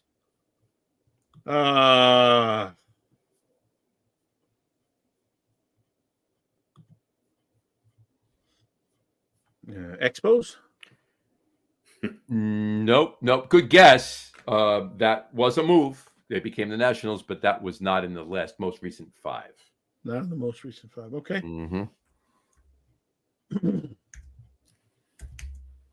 There you go. Harry, your 4th guess? I'm thinking closer to you guys. I don't know when it happened, but I'm going to say the New Jersey Devils. No, New Jersey Devils are still the. But they were playing in Brooklyn, and now they play in Newark. New Jersey Devils were never playing in Brooklyn. I'm sorry, not the Devils, the Islanders. No, Islanders still. They were, even though they were playing in Brooklyn, and because they still play once in a while. All right, so I guess that's my. Those are mine. All right, so there you go. Pete, fourth guess. Well, that would be the Nets. The Nets. There you go. You got one. I was right with Brooklyn. You got one. You got one. Hold on one second here. Yes, you got one. The Nets are the fourth most recent team. In 2012, they moved to Brooklyn, from Newark to Brooklyn. All right. So there you go. Harry, your fourth guess? So wait, the fifth is before 2012 or after 2012? The fifth is before 2012. We're still looking for the third and the fifth. Is what we're looking So who do we have? We have the Nets. We have the Nets, Chargers, the Chargers, and the Raiders. And the Raiders. We still have the Raiders are the most recent. The Chargers are the second most recent. The Brooklyn Nets are the fourth most recent. So we're looking for the third most recent and the fifth most recent.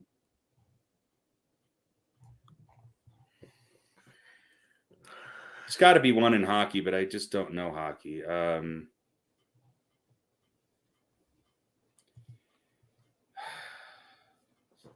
don't even know all it's. Maybe it's not hockey. I don't know. Take a guess. How long have the Golden Knights? They're an expansion, so they're an expansion team. So it's just Seattle. So I was going to say Seattle. Seattle's expansion too.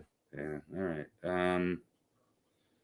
Arizona has not moved yet, right? That's next season. That has not happened yet. It's happening soon, but it hasn't happened yet. Is there another football team? Maybe. I don't know. I mean, I know, but I don't know. Buffalo didn't move. Who was in the East? The Jets? No.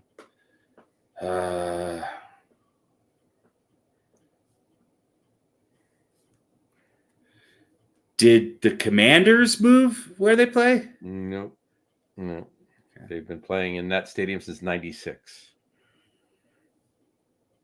As shitty as it is. I was thinking out loud there. That really wasn't my guess. Fair enough. I don't think it's the NFL. So I'm trying to think of the NBA. Most recently, what year? Give me a hint as to what's the latest. Well, here. No, you. All right. I'm gonna take a stab at it, and I think it's right. The Oklahoma City Thunder. No, that was before. That was they're probably the sixth, I think. Okay. All right. So OKC, and that's an.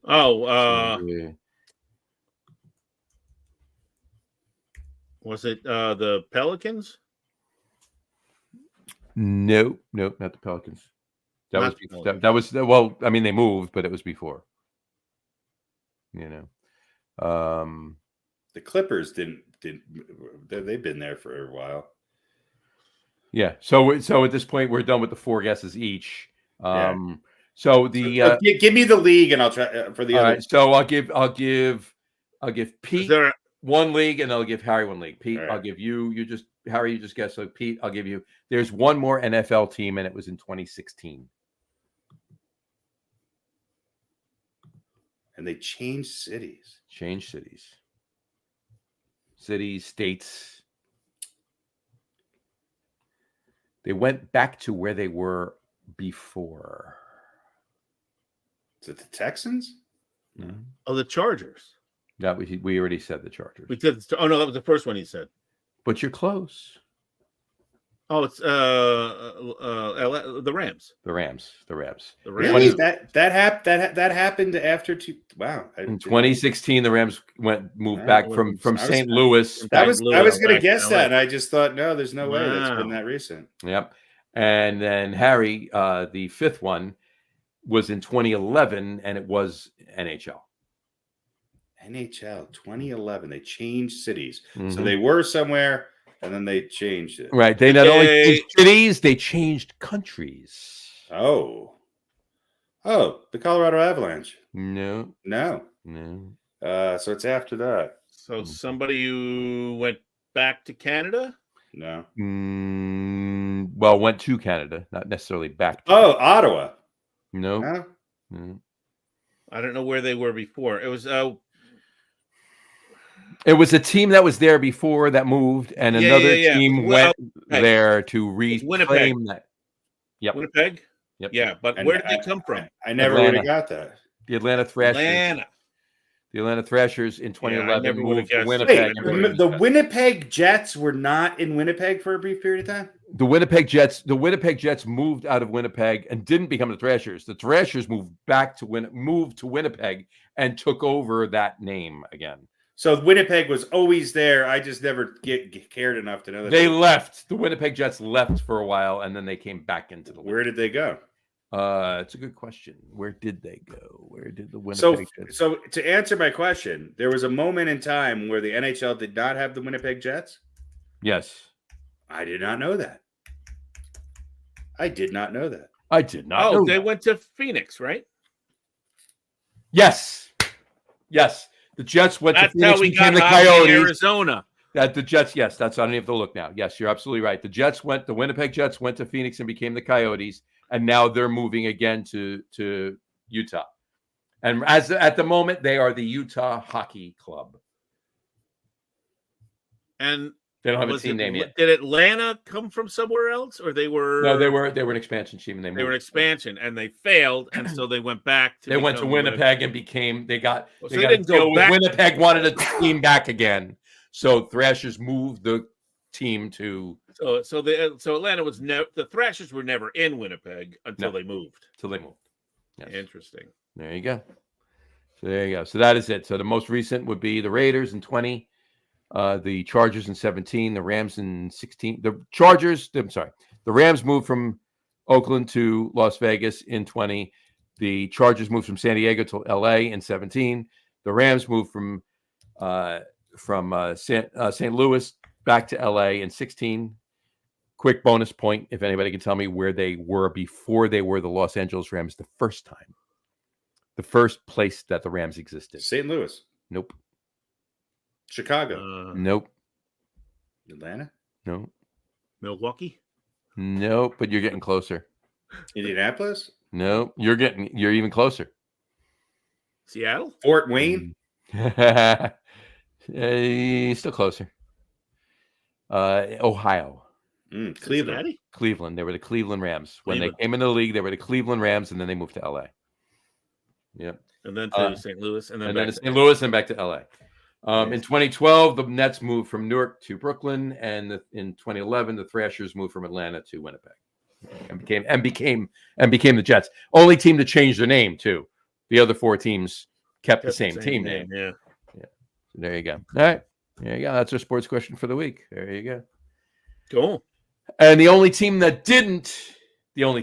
sport that didn't have a team in those top five to move would be baseball. So let's do a quick rundown of baseball really quick.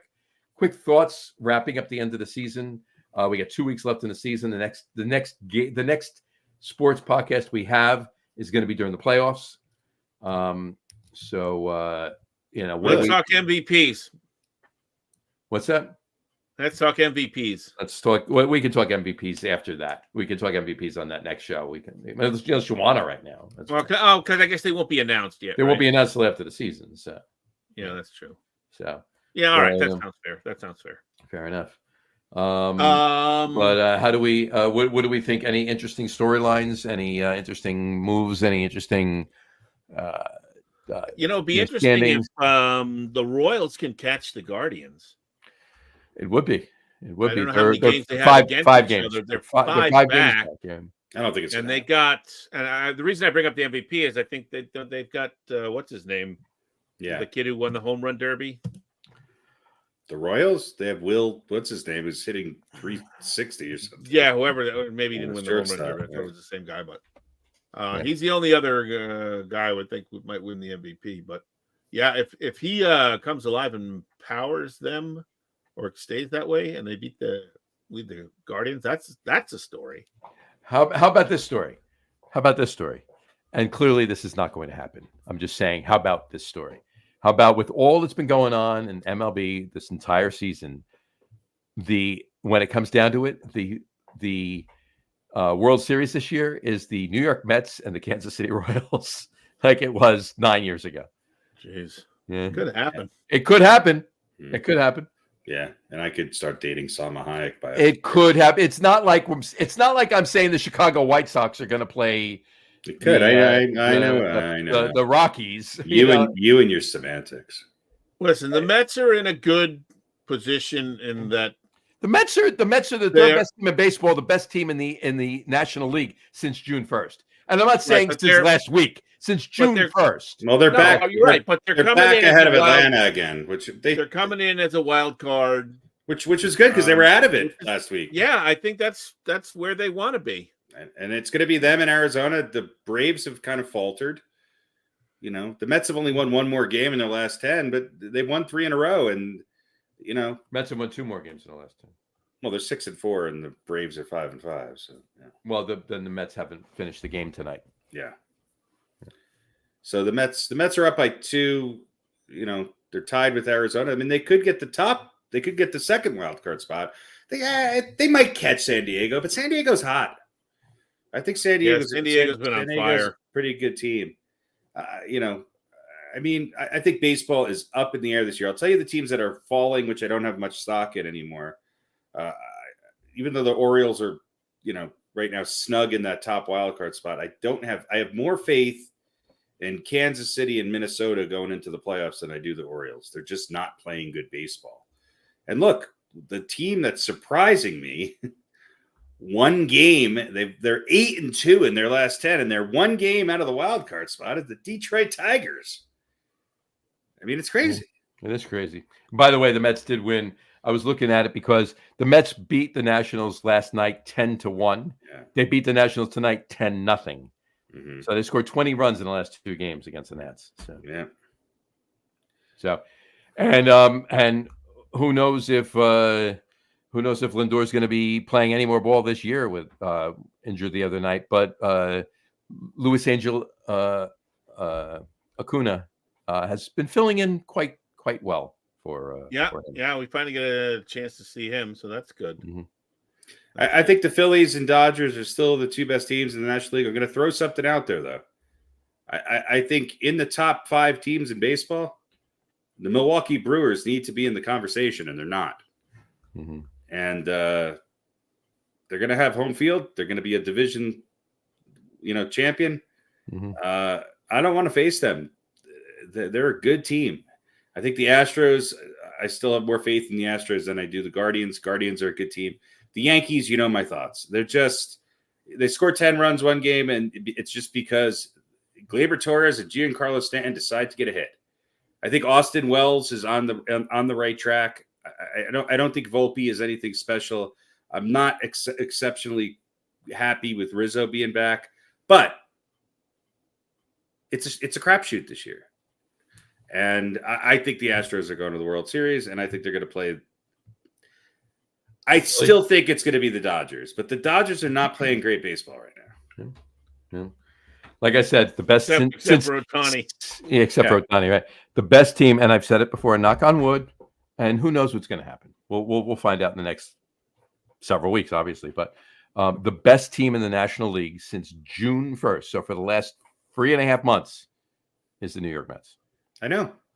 I was the one telling you that I thought the Mets were going to pass the Yankees, and they're close. They're close. They got close. Yeah. They might still do it. The Yankees could go on some weird tank here in the last couple games. Yeah, they're 5 games behind the Yankees. Listen, I'll say this. Here's the only positive things with the Yankees. They're 7-3, and they've won some series. Mm-hmm. Which they couldn't do for a long time there. So, and the Mets, I had more faith in the Mets than you guys did. Yeah. We go back. We'll dig up the archives. I said the Mets were definitely going to get the wild card spot, and that I thought they were going to have a better record than the Yankees. And you know what? They're making a case for it. And for all intents and purposes, that's we're not. You only said that because you're not a Met fan. This is true. No, I said that because I just like you haven't been through the ringer. I know, but I like this team. I like their roster. He's you're not wrong. You're not wrong. And one other note too, it's highly unlikely that we're going to have any 100-win teams this year. We're not going to have any, not one. Well, no, the Phillies and the Dodgers do have an opportunity to. But it's not going to happen. It's not going to. They have to win out both And you know what? I'll say this about the Yankees. Phillies can lose one game. The Dodgers have to win out to become a. Yankees are number 2, and I know we don't. This sometimes means something, sometimes it doesn't. They're number 2 in the baseball in the run differential. Yeah. Yep. Oh, by a lot. I know that can be misleading because they beat up on teams 10-2, and then they can't get a hit against the better teams. Well, but if you look, with the exception of the Central, right, every division leader is up by a lot. Run differential. So it is an indicator that you can score a lot of runs. Right. The MVPs are no-brainers, and I don't want to hear anything otherwise. It's Aaron Judge and it's Shohei Ohtani. Those are the MVPs. Now you could talk about second and third place, but they're not. There's no one close. There's no one close. And look, I don't want to hear about Lindor. I don't even think he's the best player on the Mets. Okay, he's had a good bounce back year, but the whole year counts, and he's hitting 258 or something like that.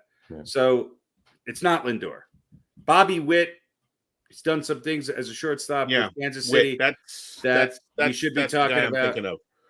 If he cranks and they pull ahead of the Guardians, then and again we always have this debate about what does the MVP mean?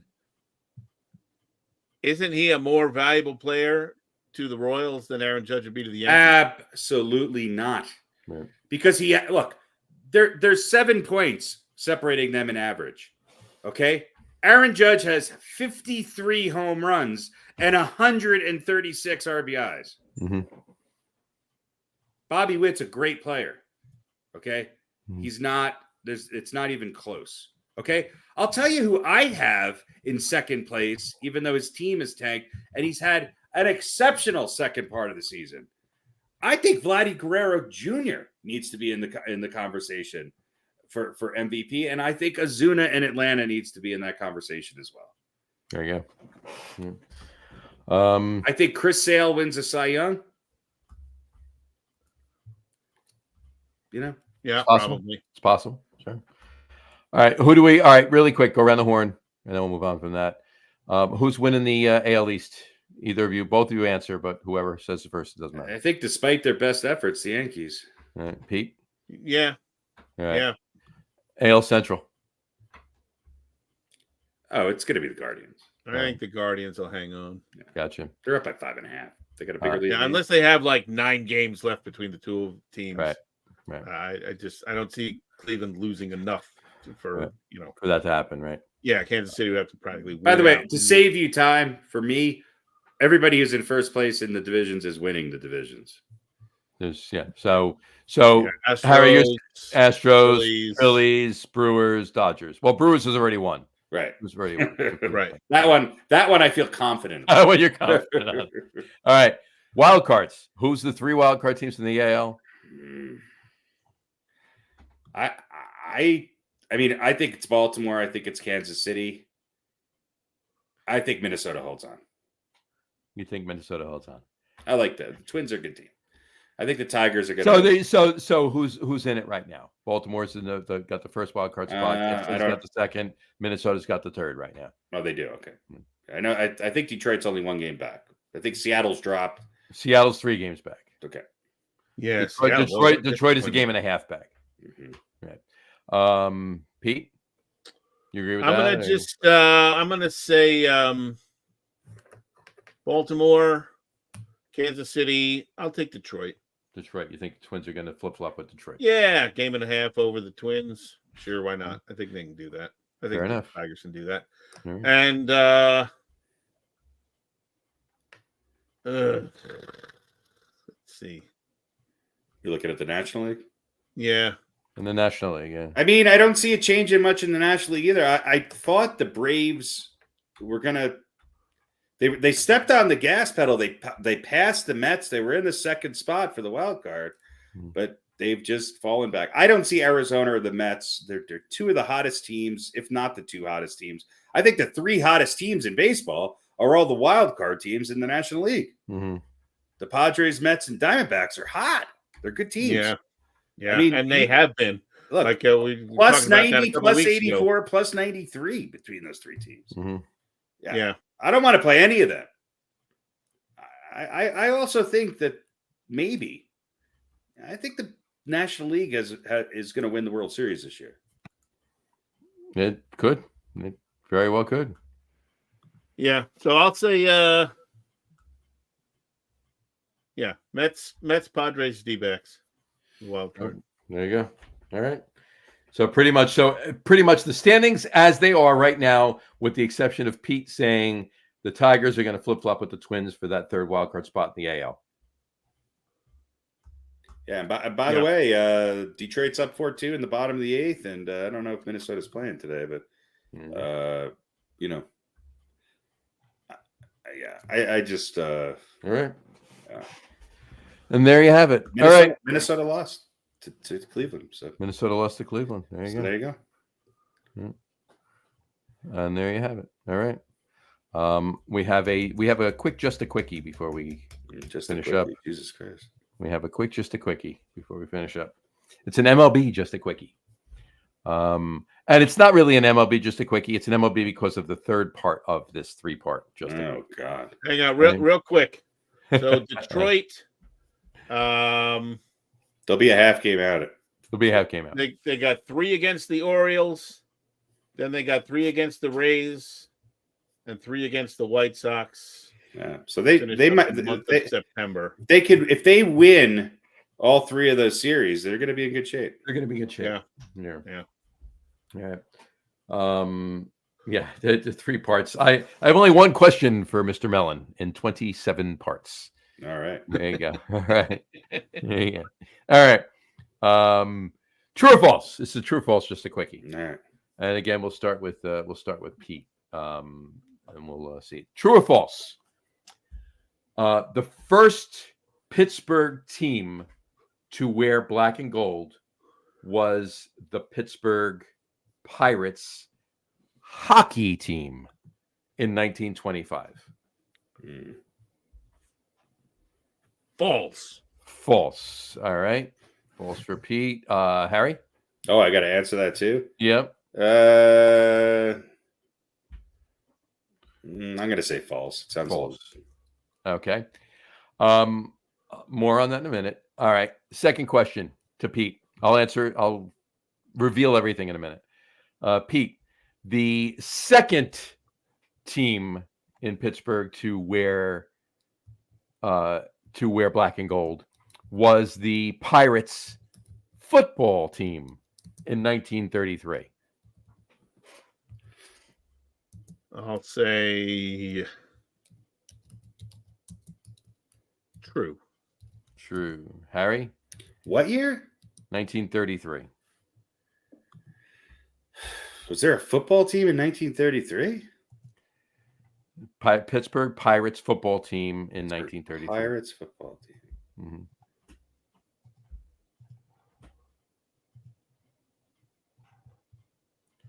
True or false? 50. Yeah, let's go true. True. I'm starting to think the hockey was now true. All right. And Pete, the third team to wear black and gold in Pittsburgh was the Pittsburgh Pirates baseball team in 1948. False. False. Harry? I have no idea, but I'll say true. All right. The Pittsburgh Pirates hockey team was the first team to wear black and gold in 1925. They were. And then afterwards, they changed their name to the Penguins.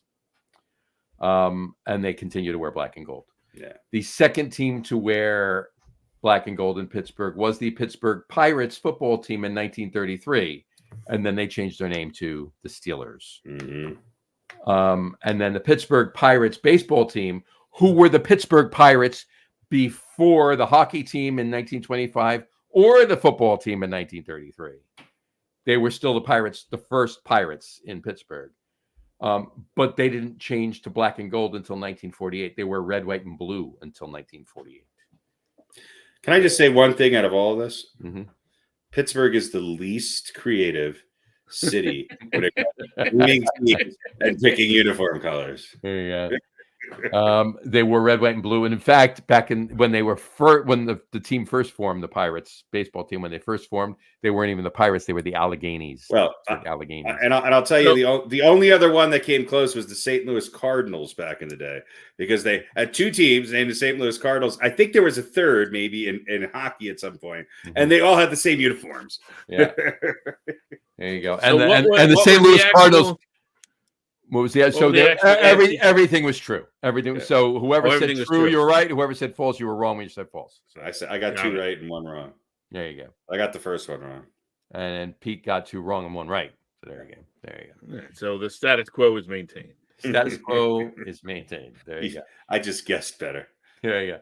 And the Cardinals, by the way, the St. Louis Cardinals football team, which is now obviously Arizona, didn't even start in St. Louis. It started in Chicago. I know. This was after you asked Pete who's the most famous number 12 in New York Jets history, you asked me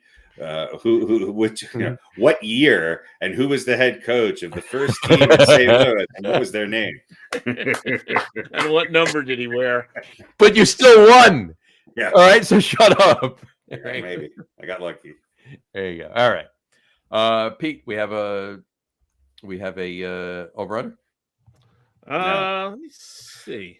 No. Well, while you're thinking, I just want to say one thing before we wrap up sports. WNBA is coming to an end. Obviously, there's all this, chatter, rightfully so, about Angel Reese and Caitlin Clark. Asia, I think that's how you say her name, Wilson, is having maybe not the best couple of years for a WNBA player. She's having maybe the best 2 to 3 year stretch by a basketball player in the history of basketball. She could be on her way to another MVP and another championship, throw in an Olympic gold medal, and she's averaging like 28 and 11. I mean, if you haven't watched her play, watch her play. Right. She's my favorite person to watch play basketball out of the NBA and the WNBA right now. It's like a throwback to the best players of the 80s and 90s in the post. She's amazing. She's amazing. She is amazing. And we need to be talking about her more. We need to be talking about her more. Yeah. She could go down as the GOAT. She could go down as the GOAT. Fair enough. Of the of women's basketball. And that's saying a lot. There you go. All right. And on that note, we agree Caitlin Clark, Rookie of the Year, deservedly so. Yeah, absolutely. And look, here's one thing I'll say about Caitlin. We know it's hard for rookies to come in. If you look at her comparatively, okay, to other, not only other rookies, but other superstars who have won MVPs. If it wasn't for Asia Wilson, Caitlin Clark would be in the discussion for a lot of other things. Yep. And there's going to be good things to come. It's not diminishing Angel Reese. It's just Angel Reese is a lot closer to Draymond Green. She's not as complete a player. She doesn't do as many things well as Caitlin does. Yeah. But I'll tell you what, Caitlin Clark is amazing, but she's no Asia Wilson. Yeah. No, it's true. She's not. Not even close. Not even close. She's a rookie. So, but her numbers are staggering. Yeah. Of course. All right. Quick over under while we're on the subject. So we've got a 12-team playoff in football now. We do. And we talked last week about which of the conferences will have more teams in or whatever. We're talking college football now. College football now. College football. Yeah. So right now we've got in the AP top 25, we've got 15, 16, 17, 18, 19, 20 teams that are either 2-0 and 3-0. And the first 15 of them, 1 through 15, are all undefeated. Then we have LSU, Notre Dame, Michigan with 1 loss. Then number 19 is Louisville, who's 2-0, Iowa State, who's 2-0. And then number 22 is Nebraska, 3-0, Northern Illinois at 2-0, and Illinois at 3-0. Mm-hmm. So my question for the over-under is, if you think we will have undefeated teams in the college football playoff, right, the over-under is 2.5. Over. You think we're going to have 3 undefeated teams? Three or four. I'm guessing. Well, Georgia didn't look great. You thinking Texas, Georgia, and Ohio State? Are you thinking Alabama? Who are you thinking? Alabama, definitely Texas, Ohio State. Could be Georgia, even though they didn't look good. But yeah, there's at least three. There's at least three, if not four, I think. Even with the decimation of the Pac-12 and them getting melded into. Yeah, I do. I mean, I could be Even wrong, with obviously. even with probably the ACC not having an undefeated team.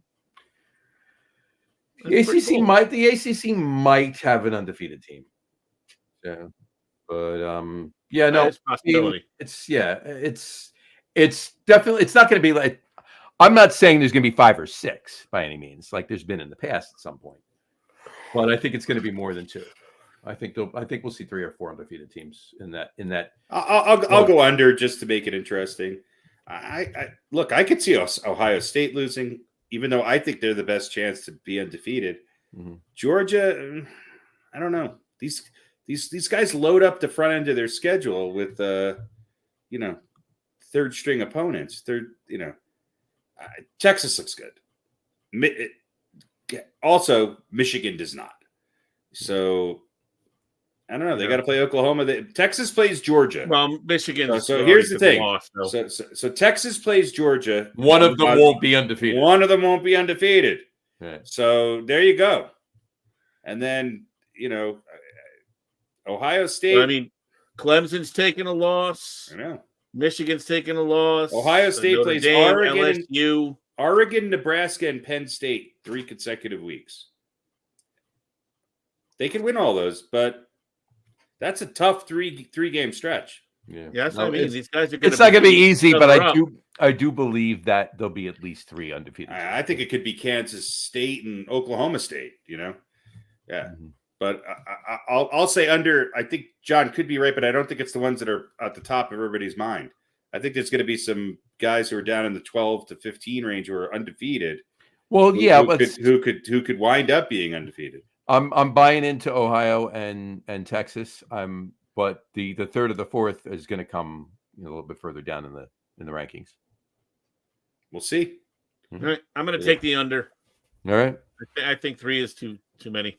We will see if I am if I am correct in a few months. We'll forget all about this, but we'll come back. I got it written down. So he's got it written down. Or if I'm just a moron and Pete and Harry are both correct. There you go. All right. Cool. John being the optimist. I'm being the optimist. I'm not being the optimist. I'm just Optimus Prime. I'm being optimistic that there's dominance. There's still going to be some form of dominance, even though there's been some reorganization, if you will, in college football. So there you go. All right. Cool. Anything else? We good? Let's go Mets. That's all I got. Let's go Mets. Let's do it. All right. The 20-1 in the last 2 games. All right. So over under Giants' first win of the season, week 5. Under. Do you think they're going to win before week 5? Oh no, over. Okay. Over. I didn't know which way you were going with the over under. Yeah, they're not winning until November. Okay, I'm with you. Yeah, they will be 0-8 at the bye. I think they're going to. Who are they playing this week? Browns. Cleveland. I think they win this week. Not in Cleveland. Okay, we'll see. You know what? I hope I'm wrong. I have to be contrarian. I'm wrong. I'll tell you what. I could see it. It's cloudy, but I could see it. But if I had a bet, I'm taking Cleveland. Yeah. Well, see, the thing about Cleveland is they're unpredictable. In there, massage boy. Yeah, they're unpredictable. Yeah, that's like. Remember how good he used to be? Mm-hmm. Yeah, you would think he's going to kind of round into form at some point, right? Maybe. Right. But I don't know if it's going to be playing. This week. They're playing Cleveland in Cleveland this Sunday. 4 days later on Thursday, they're playing the Cowboys. And the Giants are home, but they're playing the Cowboys, so that's a loss. They're playing the Seattle Seahawks in Seattle the following week. They're playing the Bengals at home. That's a loss. They're playing the Eagles at home. That's a loss. They're playing the Steelers. They're going to beat the Eagles. I think they can beat the Steelers, and I think the second time around they beat the Commanders. They're playing the Steelers for their 8th game, right? 1, 2, 3, 4, 5, 6, 7, 8th game on Monday night on October 28th. I will be at that game in Pittsburgh. And I seriously don't think they're winning that game either. Okay. I think their first win of the season comes at home against the Commanders on November 3rd. I think that's their first win of the season. Let me tell you something, Giants fans. And their second win of the season is the following week in Carolina. The game of the year. So they'll be 2-0 in November. The game of the year after that is November 10th at 7:30 a.m. 9:30 a.m. here on the NFL Network. The Giants and the Panthers. I don't know if they're playing in another country. They're playing in Munich. They're playing in Munich. But no. I just think that they're putting them on early to get it over with. No one has to watch that game. All right, I'm calling it. They're beating Cleveland, and then they're going to beat Philly in a few weeks. So you think they're going to be 3-4 at that point? Well, 3-5 rather. No, 3-1, 2, 3. No, yeah, 1, 2, 3, 4, 5. So you think they're going to be 2-5 after 7 weeks? Yep. All right. I think they're going to be 0-8 going into November. I think they win. Right. I think they win 4 games. I think they win against. I think they win 3 in a row and win 4 games. I think they beat Pittsburgh, Washington, Carolina, and then they beat Indianapolis at the end of the year. Those are the Giants' 4 wins. All right. Well, we'll see. So. We're going to get all excited with the 3 in a row. Yeah, exactly. They figured it out. Yeah, they sure did. They're playing Carolina, Washington, and they got lucky against the Steelers. Exactly. I could be wrong. We could be wrong. Hey, Giants, prove us wrong. I'll go live from Heinz Field, Acrisure Stadium that night. Acrisure? Acrisure. What is Acrisure? It's the new sponsor. It's not Heinz Field anymore. I know, but what is Acrisure? I don't even know. I really don't. It sounds like a really like a German deodorant. Acrisure. Sounds like something they named so that no one would really know what it was. Yeah. Is that like a medical testing? Yeah, they device? provide. Acrisure is a financial technology and insurance company headquartered in Grand Rapids, Michigan. Yeah, they provide drones to third world countries. There you go. There you go. Yeah, they're that's the as far as I'm concerned, it's still Heinz Field. They're involved with bombing somebody. And I'm seriously considering now. Of course, I would. No, they make GPS units for. That's right. Dick Cheney is definitely on their board. If the Steelers are still doing decently and the Giants are 0-7 that night, I may seriously wear Steelers gear to that game instead of Giants gear. Well, you know. Wow. Don't forget, the Steelers have the curse of Russell Wilson. This is true. Although anytime I go to Heinz Field and wear Steelers gear, the Steelers lose. So maybe that's what I'll do. There you go. Don't forget October 2nd, University of Central Florida against Cincinnati. This is true. Very nice. Yes, we have to watch that game because very nice. It's related to Pete. There you go. Sort of. Pete's quarterback in that game. All right, you bastards. All right. On that note, we will wrap the show for today. We want to thank everybody for watching. And for those of you just listening to the audio podcast, thank you for listening. Don't forget to visit our website, www.getonwithitpodcast.com. That's getonwithitpodcast.com. And please remember, like us and follow us on all of our social media, Facebook, Twitter, Instagram. Just search for the Get On With It podcast. And of course, all of our shows are available on YouTube as well on the Logger Room channel. Remember, we go live with a video podcast on Facebook, YouTube, X, and Twitch every other Wednesday night around 7:30 p.m. Eastern Time. And for those of you who just want to listen to the audio podcast, you can do so on our audio host, Spreaker, as well as iHeartRadio, Apple Podcasts, Spotify, Odyssey, Audible, Google Podcasts, Amazon Music Podcast, TuneIn, Podcast Addict, CastBox, Deezer, Podchaser, Spreaker, Deezer. Exactly. Pretty much anywhere you can find an audio podcast, you'll find Get On With It Sports Podcast. Deezer, Tuber, Twatter. Twatter. There you go. And if you haven't done so already, please subscribe to one or more of those feeds and you will never MySpace. Miss a show. MySpace. C-SPAN. Yeah. C-SPAN too. USA. Nick at Night. Anyway, thanks for following along with us. Have a great rest of your week. Have a wonderful weekend. And we'll talk to you in a couple of weeks, folks. Take care. Cheers. Bye, everybody. Channel 11, WPIX. That's it. Yeah.